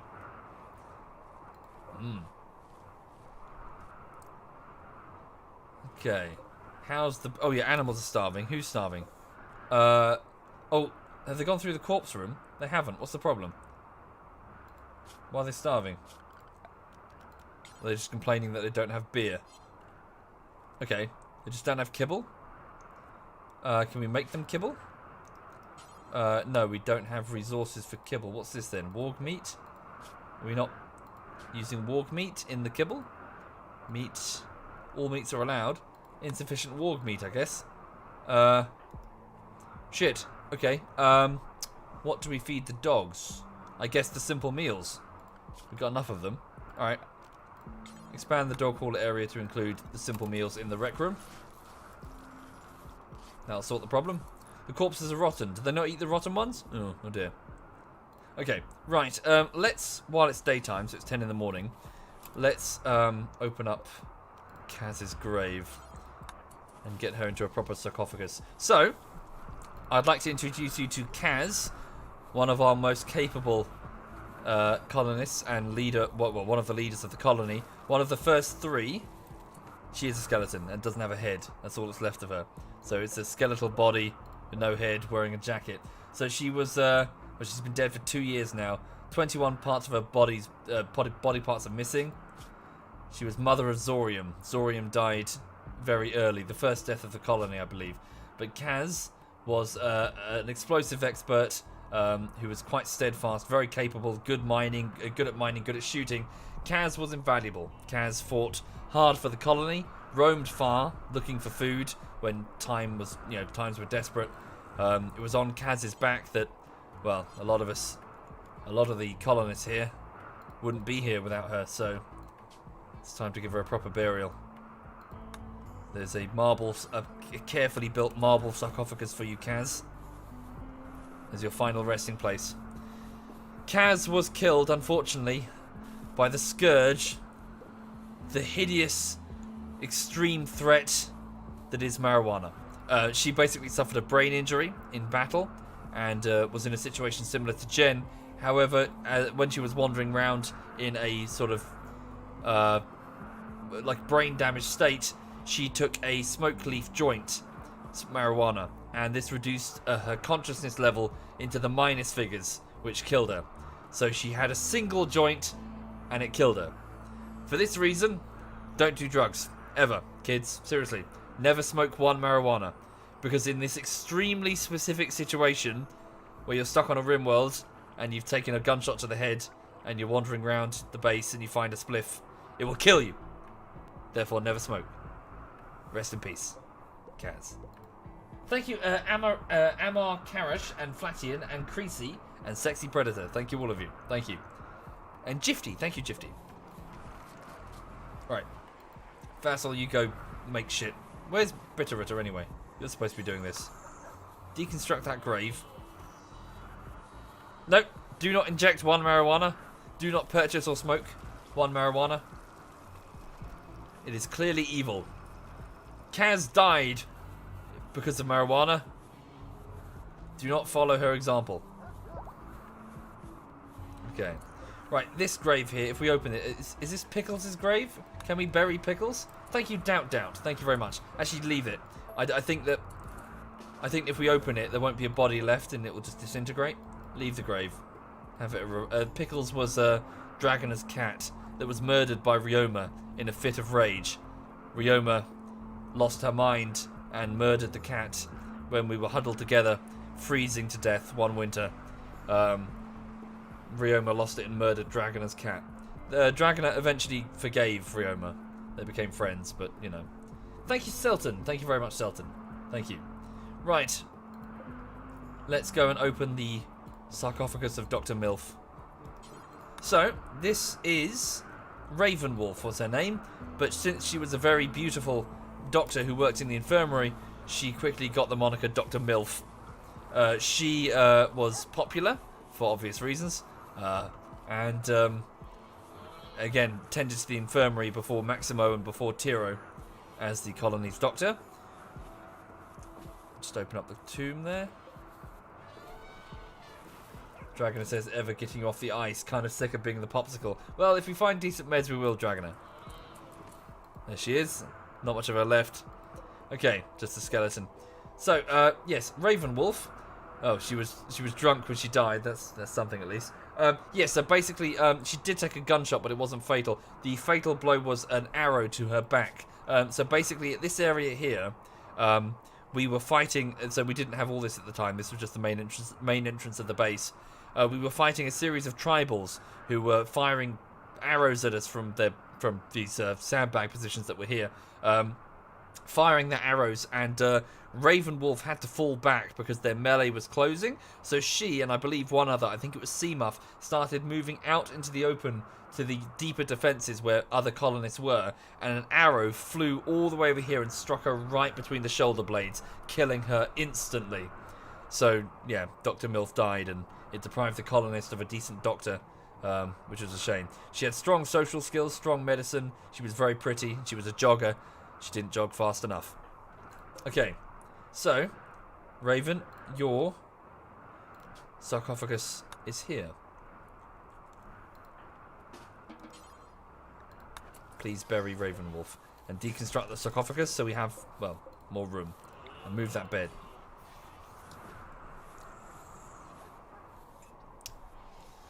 Okay. Am I playing anything else this evening? Probably not. Probably not. Words. Probably not, Better Butter. I think I'll wind down with a bit of RimWorld. Okay. The next person, once Bitterritter's ready.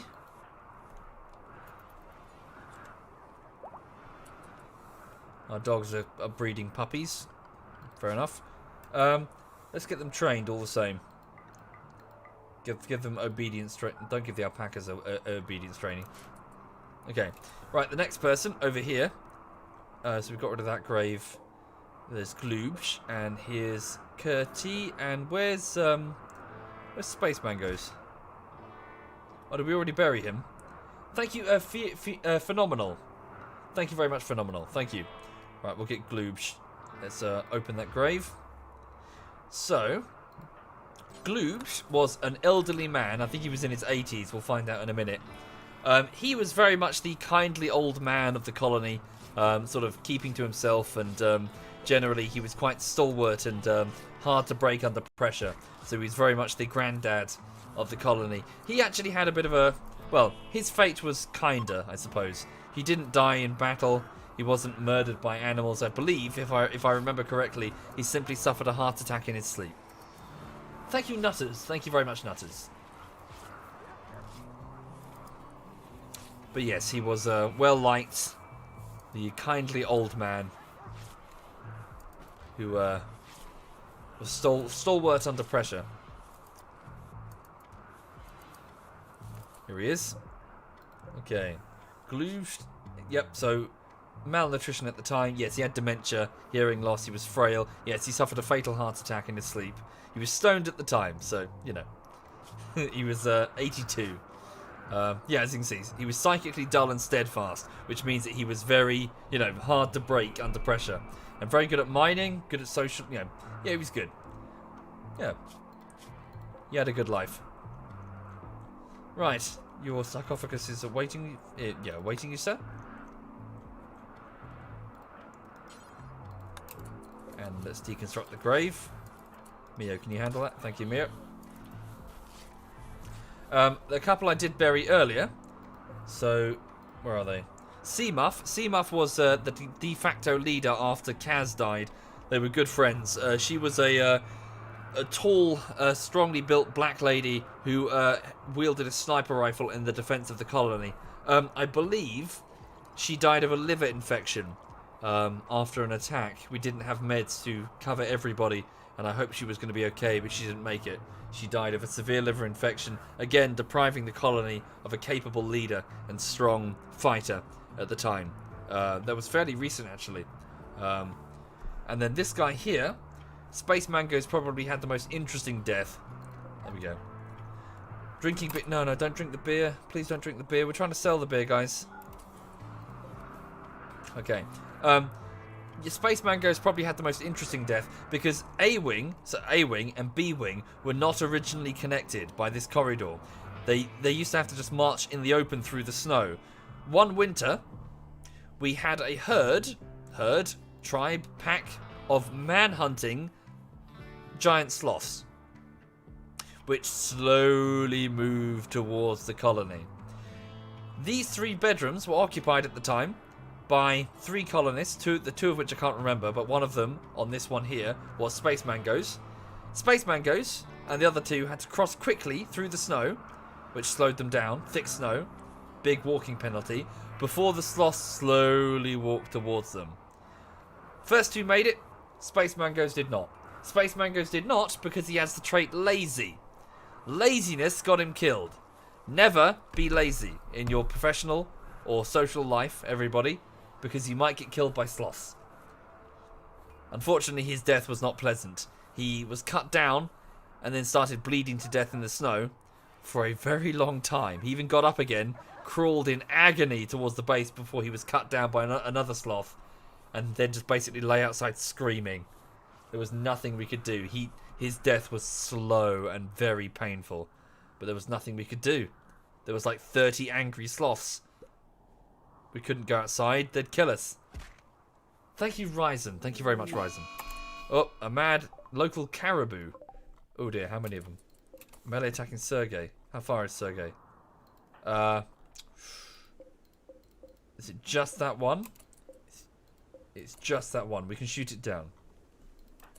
Prime Panda, get with Sergey, please. Shoot the thing before it causes problems. So yes, don't be lazy, or you might bleed to death in the snow, having been torn apart by giant sloths. Even though giant sloths are extinct, but you know the point stands. Okay, the moral of the story is don't be lazy. Thank you, Evil Sam Sunshine. Thank you very much. Thank you. And Storm Avenger. Thank you, Storm Avenger. And Ryzen Live and Nutters and Bay Stank. Thank you, all of you. Thank you. Sincerely. Thank you for letting me do this instead of having a real job. Animal starvation warning. Indeed. It's still Boo. What's wrong with Boo? Boo, get inside for Christ's sake. Come eat food. We've got meals over here. If you won't come and eat, there's not much we can do. Moderate malnutrition. Come in and eat. Thank you, Seth and Vorant. Thank you, both of you. Thank you very much. Right, open fire on the caribou. Prime Panda has an assault rifle. Sergey has a charge rifle with a greatly reduced range. Job done. Prime Panda, you eat that meal. Sergey, walk forward and blow its head off with a charge rifle. Yeah, aim it. Shoot it in the head. Sergey, shoot it in the head. There. Haul it in. Good food.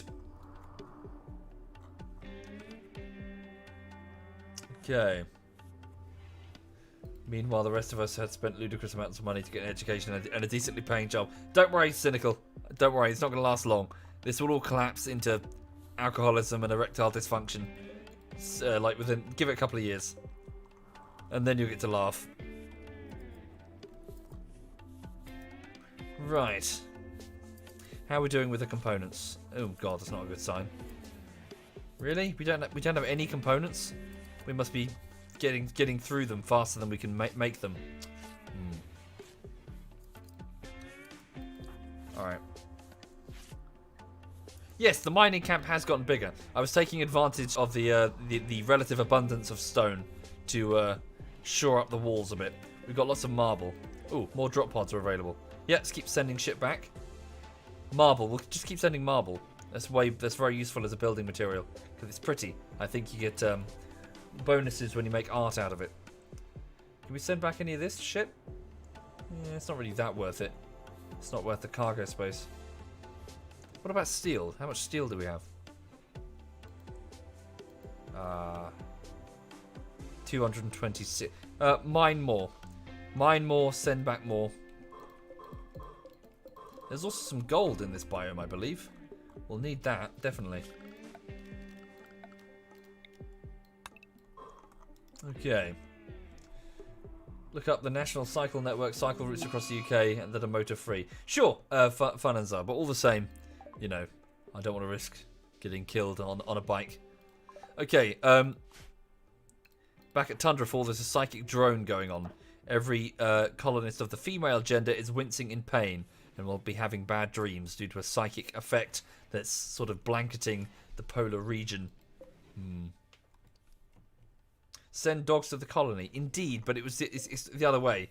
I need to send dogs there. Okay. We don't have enough beds. Have to make some more. We don't really need to. They can just sleep in the grass. Doesn't matter that much. Does it? We also need to properly seal this in. Double up these walls.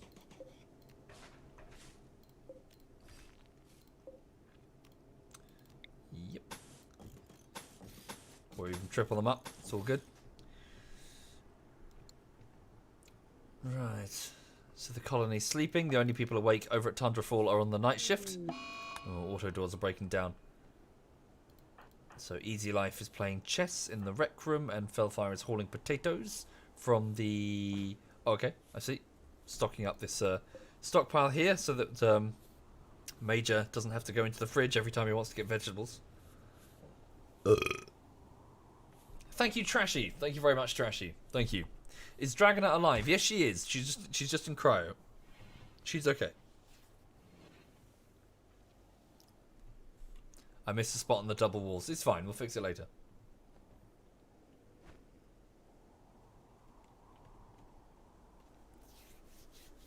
Okay. Yeah, we've got quite a bit of food and backup potatoes. We are okay. For some reason, Boo is not touching the meals. What's that about? Dog haulers 2. You're allowed to get there, and there's kibble. Severe malnutrition. Well, go eat. Fine. Okay. How are we doing over here in terms of chem fuel? Well, it's all getting filled in. Yeah, the transport pods are getting loaded. Yeah, I think this was a good idea, sending the boomalopes over here to exploit the grass that's here.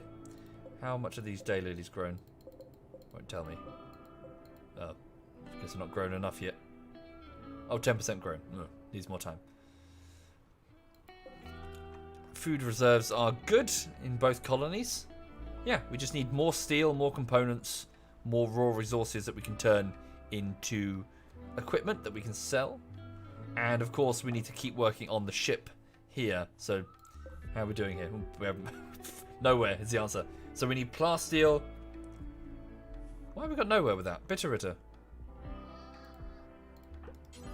Needs steel. Just lots of steel. Alright. Thank you, FFS Shez 8. Thank you very much. Thank you. Much appreciated. Alright, just mine a shit ton of steel and just start sending it back home.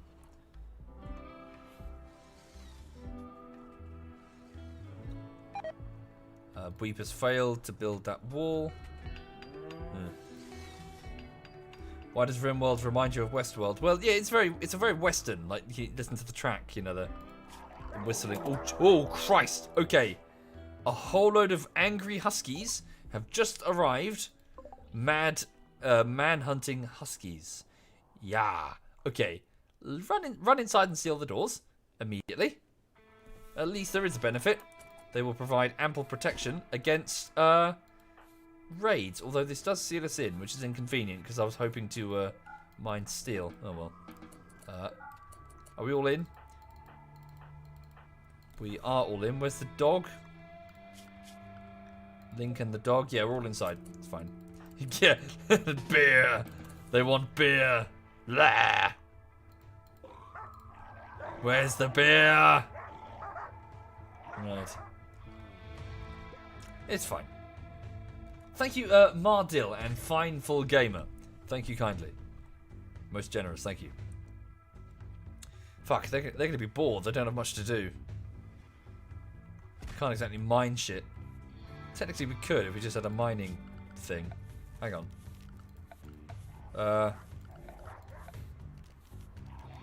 Ground penetrating scanner. We need 12 components to do it. Fuck. How's the diet going? Quite well, Rubber. So this is day 7 of my... Oh, God. Oh, sorry. I thought it was one of our dogs. It's just that one. Oh, wow. Holy shit, that trap just killed that one immediately. Thank you, Miloby. Thank you very much, Miloby. We should certainly set more of those. Yeah, so the diet is good. So this is day 7 of no sugar, no caffeine, a little bit of sweetener, but I shouldn't be, and no alcohol.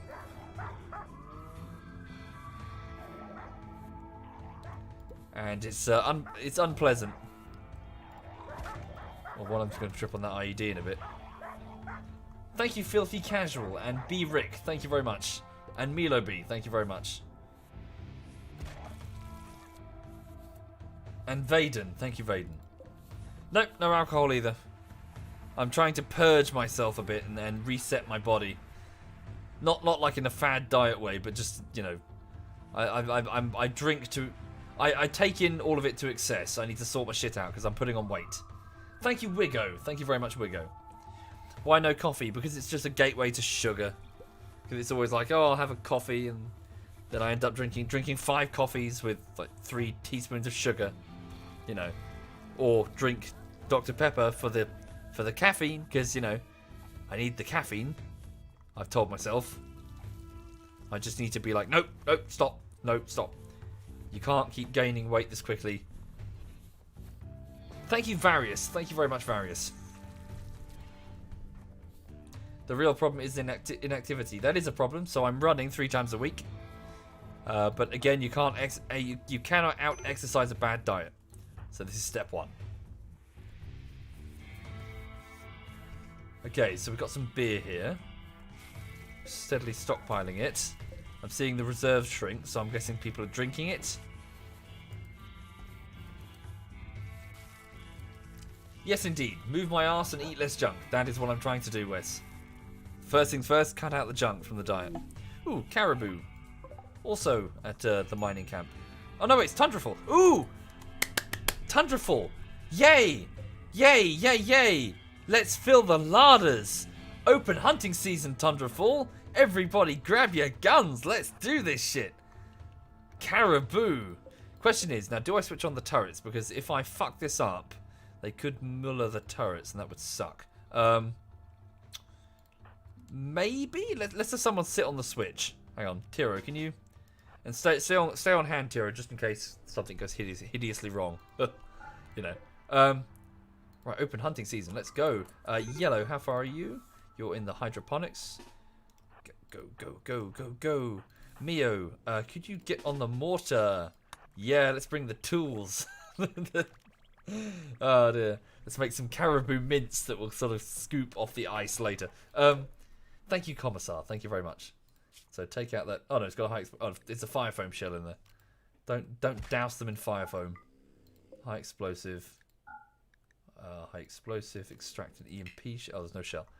So Mio, instead of getting your sword, go man that mortar. Okay, Major. You just do whatever, really. Vassal. Yeah, same deal. Little Miss Hixie, stay out of this. Bit of Redder, stay out of this. Crimson, bring your mini gun. Oh, yes. Right. Fell fire. Wakey, eggs and bakey. I know you're tired, but caribou. Tiro, you stand on guard. Gino Mint, get your machine gun. Travis, you got a sword, but you can watch. You're a psychopath. Might find it interesting. Right, here they come. Ooh, which way are they going? They might be going the other way. Get this other switch.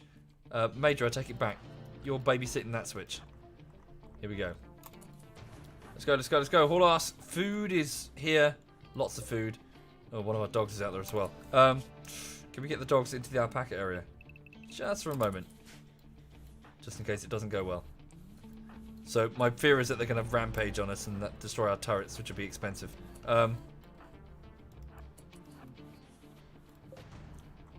Okay. Yeah, we'll go with the southern turrets then. Right, so line up carefully. Don't get shot in the back by our own turrets. Yellow, you get down here. Crimson, you get down here. Oh, they might get too. I think they're too close to the base to mortar. They're way too close to the base. We'll hit our own. Oh, most of the turrets are off as well. Shit. Alright, never mind. Just open up. Right, Major. Activate that turret bank. Okay, it's on. Oh, no, wait. They won't shoot. Fuck. They won't shoot unless they're manhunting. Forgot about that. Right, Jen. Just open up. Gino. Just open up. Fellfire. Open up.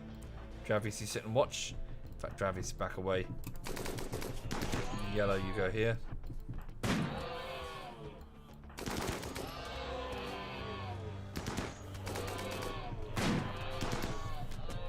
Just open fire. And it should be far enough away for the mortar. Okay. What's that? High explosive shell. Go for the... Yeah, just go pretty much central mass. Why don't you use the built-in hunting system? Way, way too slow for what I need right now. Let's just kill as many as we can. And retrieve their bodies off the tundra later. Travis, go slash that one down. Should be alright. You go have some fun. Why have we got loads of puppies at our feet? God damn it. They followed us out here. Shell coming. Fucker. Oh, how'd she... The tiniest gap between all of them. Fucking fuck. Thank you, Papa Foreman. Thank you very much, Papa. Much appreciated. Thank you. Again, just fire into the mass. Watch out for the warning about manhunters. Oh, fucking mortars. Bullshit. Load up again. How many shells do we have? 9. Okay, here we go. How many? Okay, not that many. We're okay.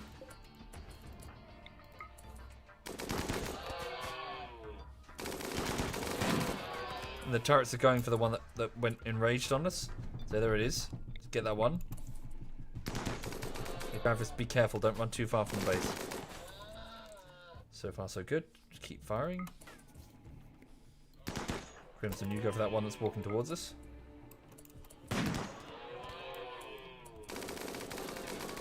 Okay, so far so good. How's the next shell? 9 seconds until Vassal shell. Okay, Mio shell is about to fire. Go for that group there. Good, good, good. Carry on.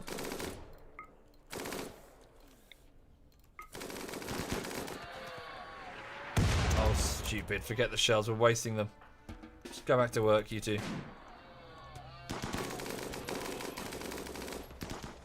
They're moving around. Okay. Keep whittling them down. Keep moving forward. Don't get too far from the base, because if they go enraged on us, we might need to flee.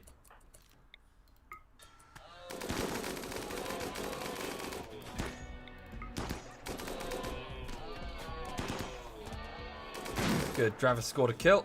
Good job, Travis. Finish it off. Excellent. Again, move forward, but just be cautious. This could still go wrong. I know it seems super one-sided, but there's still many of them. If they suddenly converge and go Manhunter, we be fucked, yo.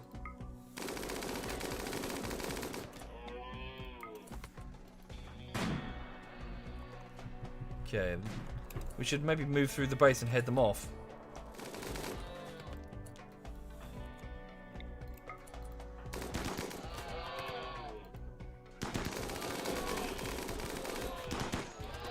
Okay. Major break risk, Fellfire. Yeah, you're quite tired. Yeah, you were on the night shift. Yeah, stand down. Right, okay, let's go head them off, because they're moving north around the side of the base. So let's go around the front as quick as we can. All last. Go, go, go. Fellfire, you stand down. Dravis, you go to bed. Sweet. Open the door. Turn off those turrets, Mountain. Save some power. Mountain? Major? Yep, carry on with work. Sweet. Allow access to them. Right, so we'll just move through the base as quick as we can and intercept them. Yeah, head them off at the pass. Head them off at the pass? What does that even mean? Why are you going that way, gent? Oh, fine, whatever. Just run the straight line. Who's going to make it first? Crimson, with his stupid headdress, runs through the snow. Gino thinks she's being clever by using the tiles. Jen is going all the way around here for some obscure reason. Why? Oh. Crimson was in the lead. Gino's clever little tactic there is now in the lead. Gino mocks Crimson. What is Jen doing? Why did you decide to go through B-Wing? I have no idea. And the winner is going to be... it's Gino. Gino, the gardener. Well done, Gino. Right.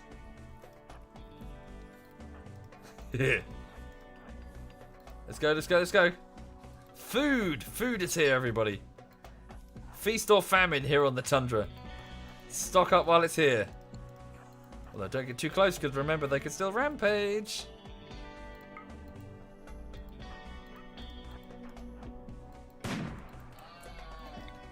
Open fire. Gino, get a bit closer. Keep picking them off. Maybe Yellow, you just stay back there for a minute. Or Aurora. Not here. Oh, I'm so worried about getting too close. No, this is too close. Seriously, if they rampage, 3 people could die. Where's is this all of them? Guess it is. Never mind.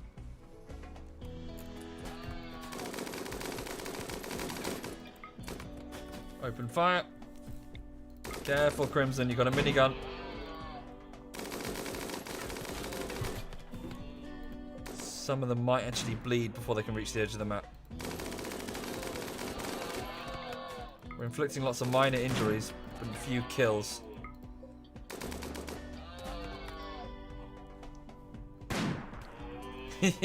Yep, localized entirely in the kitchen.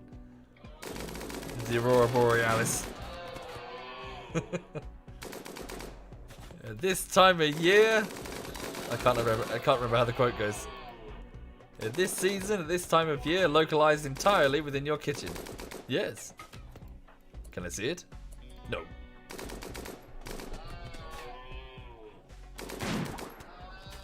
Okay. Yeah, in this part of the country. Oh god, no, I'm super worried about this. Thank you, Flying Janitor. Thank you very much, Flying. Much appreciated.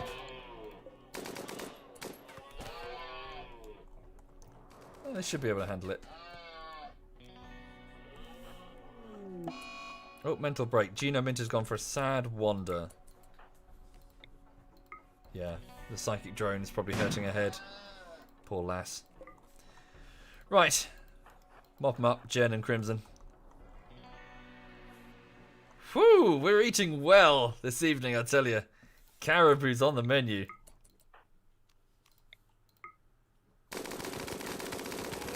Really, Crimson? You could have just blown them both away.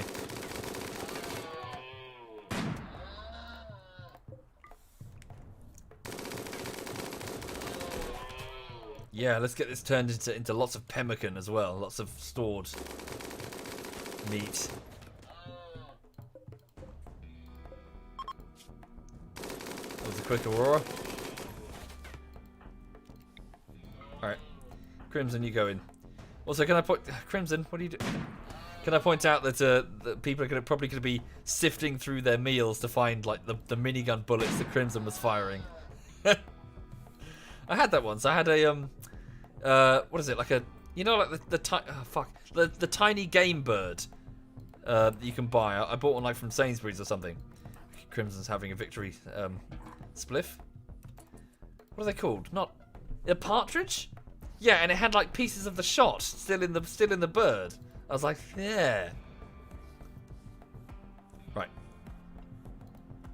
Was it? No, it wasn't quite. I can't remember. It was a long time ago.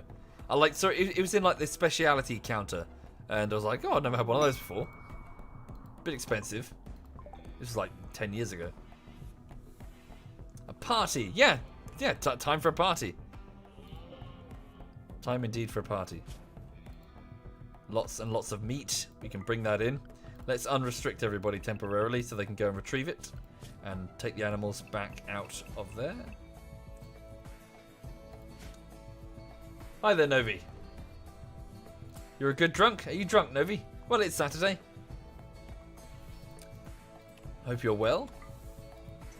I could do with a beer. I could really do with a beer right about now. Diets suck.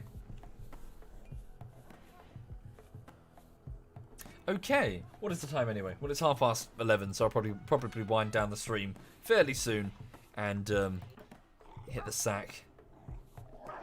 Thank you, Callow Phasian. Thank you, Callow. This dog has died. Presumably, yeah, it hit the IED and bled to death. Okay, so the mining camp is still put under siege, effectively. It is still under siege by the mad huskies. Thank you, Archgiant. Thank you. You want to hit my sack, says Sirithis. Charming. Hello, Lulu. Hello, Sweet Pea.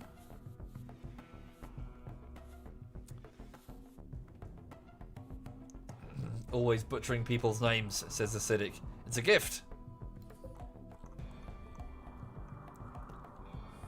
Okay. Do we have sufficient space for? Yeah, plenty. Bring all of the animals into that freezer. Trouble is, not many of my. Oh yeah, they're having a party. That's fine. Okay, so Mio is talking about sandwiches. Tiro and Yellow are having a chat. The medic and the old man. Mio's talking about hands. Little Miss Hixie likes hands. Bitter Ritter and Dravius having a snog in the corner. Jen is like, fuck, I'm late. So there's a party. Holy shit. Thank you, Guy with the lazy name. Thank you very much, Guy. Yeah, everyone's relaxing. Just taking some free time in the rec room with the giant testicle thing that Ryoma made. The now dead Ryoma. Everyone keeps talking about hands. Hands? Hands are fascinating. There's an alpaca roaming the base. Did I fuck up? I did fuck up. Thank you very much. No, it's good. It was a good hunt. Lots and lots of animals frozen out there for us to retrieve and bring into our own freezer. It's the night time anyway. It's midnight, so they'll go to bed. The night shift will start hauling them in. Cool. The people playing pool. Everyone's mood is quite high because they're attending the party. Had a good time at that party. Hand job, hand job, hand jobs. Indeed, Telltales is closing down. Quite interesting there, isn't it? Oh, hang on. So Tiro has insulted somebody. Insulted Vassal. Ooh. Tiro the medic has insulted Vassal, the one-handed psychopath. Not a good idea. Really not a good idea. Cargo pods have been detected. Gold. Excellent. Which we can use to turn into advanced components for the sake of building the ship that we're going to use to get the fuck out of here. There's beer in the corridor. So there is. Fucking dogs will get that if we don't haul it in. Gino's having a sad wander. After the party, I'll have one of them take it to the beer room. Yes, we have a beer room. Gino's wandering around in a sad state. There we go. Party's over. Very good. Oh, no! No! Oh, good God! Good Lord on toast! The party has ended, Everyone goes into the dining room for snacks to discover that there are giant, genetically engineered monsters that have sprung out of the ground. An infestation.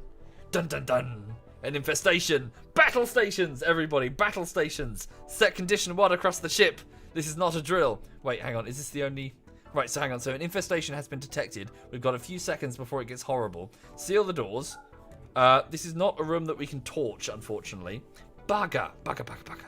So how do we deal with this one? This is not a room that we can safely... Wait, is it? I mean, technically we can burn it. But then again, it would destroy this and then spread to the freezer. Nah, we've got to fight them. We've got to open up and fight them. Alright. Well, I hope everyone's happy from that party because things are about to get stabby. Out. Everyone out of there. Get to the rec room. Yeah, the beer can wait. Seriously. Not important right now. So I'm just thinking. So is that the only patch of infestation? I've got to have a look around. Because sometimes you miss them. So infestation. That's it. Okay. That's it. Right, so get out of there. Quick. Get out, out, out, out. Seal the door. Oh, there they come. Seal the doors. Okay, so it's not too bad. Just workers for now, but the soldiers will be coming soon. Right, let's sort this out. So hold open this door and that door. That one and that one. Seal these doors. No one goes in and out through there, please. Similarly, seal that door and that door. We'll adjust accordingly. Right, Tiro, I need you to go straight to the med bay and wait for further instructions. Okay, Jen, let's just prioritize. So, hang on. Get people into the corridor. Vassal, front and center with your sword. Go. Okay, Dravis, move here with your sword. Go. Shit, the puppies. Get the puppies out. The puppies need to be safe. Get the puppies into the alpaca area quickly and get the ones that are assigned to yellow unassigned so they get out of the way. That'll be nothing but a quick snack for the giant infestation. Here they come. Here come the soldiers. Right, easy life. Stand down. Just clean or something. Just stay out of this. Yellow, get to the end of the corridor. Crimson, get in that corridor. Here we go. No, easy. Can you... can you go to bed? Easy? Oh, no, wait, you're the night shift. Just, go into the infirmary and wait. You're also a doctor. We need you. They're trying to cut through the door. Okay. So my melee... Fellfire, you're needed as well. You've got M16. Bitter return to level 60. You'll be safe in the rec room. Just stay there. Okay, so... Now, what we need to do... Jen, you're not going to be so useful with that sniper rifle. You can actually get an alternate weapon. And in fact, you will. Go and grab a minigun. Yellow, go grab that minigun. We've got time. They're trying to tunnel into Vassal's bedroom. Great. Close the vent and overheat them. I'm afraid not. The temperature difference that would be required in order to properly deal with a bug is too great. Look, plus 50. So to get this room up to plus 50 and then assume that they're not going to immediately break out, no, it's not going to work. Like, yes, if you can get the temperature up with a fire quickly, do it. But setting the too much time. They'll just tunnel out. They will tunnel out, and then the battle will be determined by them, not us. We're going to fight on our terms, not theirs. Okay, this will, however, be a tough fight. I have no doubt. They are tough. They're very strong. So, Jen, move here. Hold that door open. Little Miss 16 Bitter, what I said about the rec room being safe is not true. Go to the storeroom. Jen, move here. Crimson, move here. Fuck. Move that out of the way. Pick that up. Move it quick. There we go. Miniguns are in position. Melee are in position. Where's yellow? You get here. We're almost ready. Oh, Gino, sweetie. No, Gino. Oh, I thought she was going straight for the rec room. Okay, there we go. We're in position. We're ready to go. Okay, Fellfire, you're the breacher. Move up. Tira, you better be ready because there's about to be some casualties. Pop the door. Hold fire. Hold fire until I tell you. Pop it. Shoot. Get their attention. Flee. Pull back. Fellfire. Run. Ah! Run. Christ. Oh no. Damn, he's in severe pain already and he'll die in 24 hours. Bugger! Right, to the infirmary with you, Felfire. That did not work out. 60% on the door. Oh, God. Brace yourself, Tundrafall. Brace yourself. Oh, no, they're going to stop meleeing it. Okay, start tending. 28%. No, they stopped just before they went through it. Vassal, pop the door quickly. Pop. Oh, Vassal. No, no, no, no. Don't go the same way. Here we go. God damn it. Severe pain. Jesus. This sucks for us. We haven't done a very good job of this. Here we go. Fire! Fire, fire, fire! Fire! Come on. Fight for your lives. Fight for the colony. Vassal, pull out of there. You're too badly hurt now. Oh, shit. No, you got... Pull out, Vassal. Pull out. Christ. Fuck. He's coming. Who can stop him? He's pursuing straight into the infirmary. Oh, no. No, don't. Guys, you've got to use your miniguns. Don't let Yellow stand alone. Fuck. He's got to fight. You've got to use your miniguns, guys. Stop meleeing. Yeah, they've got the advantage in melee. Fuck me. Use your miniguns. How's this one's health? Severe pain. It's almost down. Come on. Tiro! Ah! Get out of there. Get the medic out. Yes, yes, yes. Come on, you've almost got it. Finish off that last soldier. Then it's just, yeah. Careful with your bullets. Okay, no more miniguns now. Oh, wow. Holy shit. Mio is absolutely kicking ass and taking names. Thank you, Kinga. Thank you very much, dude. Right, you two hold fire. Yellow, hold your fire. Vassal, sneak up behind the Mega Spider and stab it in the bum. Thank you, Seabets and Heifer. Thank you very much. Go, Mio. Yes, she's got it. Well done. Well played. Now go for the next one. The workers. Yep. Yep. Last worker. Yes, we did it. It's over. Whoa, God. Well done. Mio, the feisty 23-year-old miner with mostly bionic limbs, fought like a beast there. Holy shit. Just defeated soldier and workers. Dravis, the gay psychopathic torturer, did quite well, but is very badly injured. Yellow, who was left alone against a soldier, feels no pain. Not because he's hardcore, but because he's got a pain stopper in his head. So he didn't feel anything, even though he's covered in stab wounds. Jen and Crimson did similarly quite well. Yeah, we're good. Vassal, however, is on... Yeah, he'll die in 16 hours. He's got a severe neck injury. Just blood is just pouring out of his neck. Thank you, Rathor. That's very kind. Thank you, Rathor. Sincerely, thank you. Right. To the med bay. Easy Life and Tiro, you've got patients incoming. Everyone else can... Well, if you're not too badly injured, you can go and get breakfast now. Oh, and yeah, we must not forget about the hives. Let's deal with those quickly. Go. Okay, you guys handle those. Okay, Yellow. You're hurt. It's not that bad, but all the same. Go get medical attention. Vassal, I'm sorry, you are very badly hurt. That neck injury is severe. How's Mio? She's alright. Medium pain, some light cuts. Dravis is not doing so well. The injuries are not too bad, they're just quite numerous. Get into bed. Okay. So we're destroying the hives from which they came. Okay, there we go. Take a patient each. Yep, Easy Life. Take Vassal. And Tiro, if you could take Yellow. We've got plenty of herbal meds. Thank you, Ragnarloth. Wait, Ragnarloth. Thank you, Ragnarloth. Thank you for doing that. Much appreciated.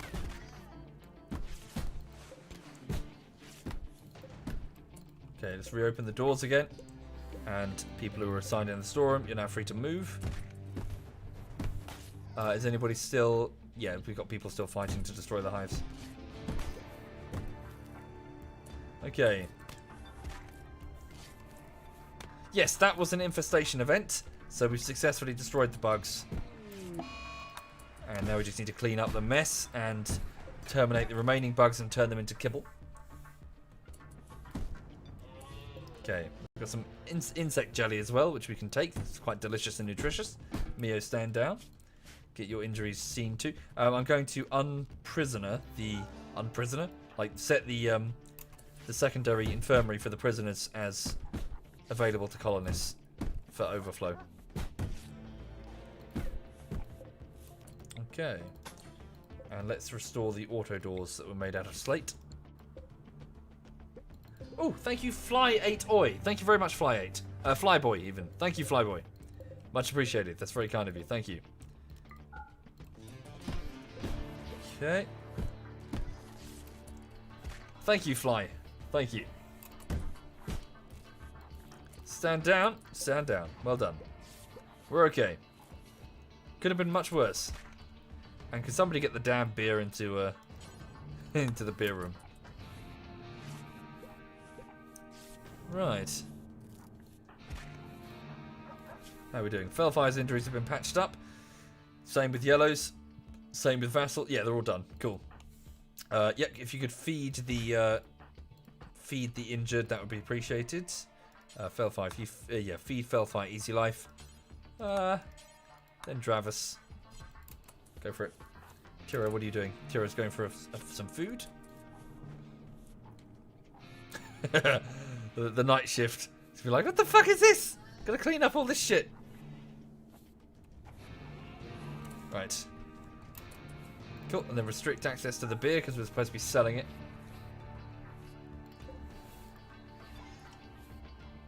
Yeah, not that surprised, Schwartzy. Tends to be the way, for better or for worse. Can somebody? Some of them are still twitching. Can somebody? Who's got a sword? Mio, or Jen. Before you go to bed, can you get your legendary sniper rifle back? And Yellow, can you get the superior sniper rifle back? Oh wait, no. Actually, cancel that. No. Just rest, sleep. Thank you, Matt G. Matt J 268 265. Thank you very much. Thank you. Much appreciated. Oh yes, and Vassal's bedroom was also damaged. Okay, open up the doors that were sealed. Sweet. Attack concluded. Right, okay. Thank you for watching, everybody. So I'm going to leave it there. That is Tundrafall, The Adventures of Tundrafall, on its 10th year, about to be. In fact, hang on. If we wait one more day, it's about to enter its 11th year.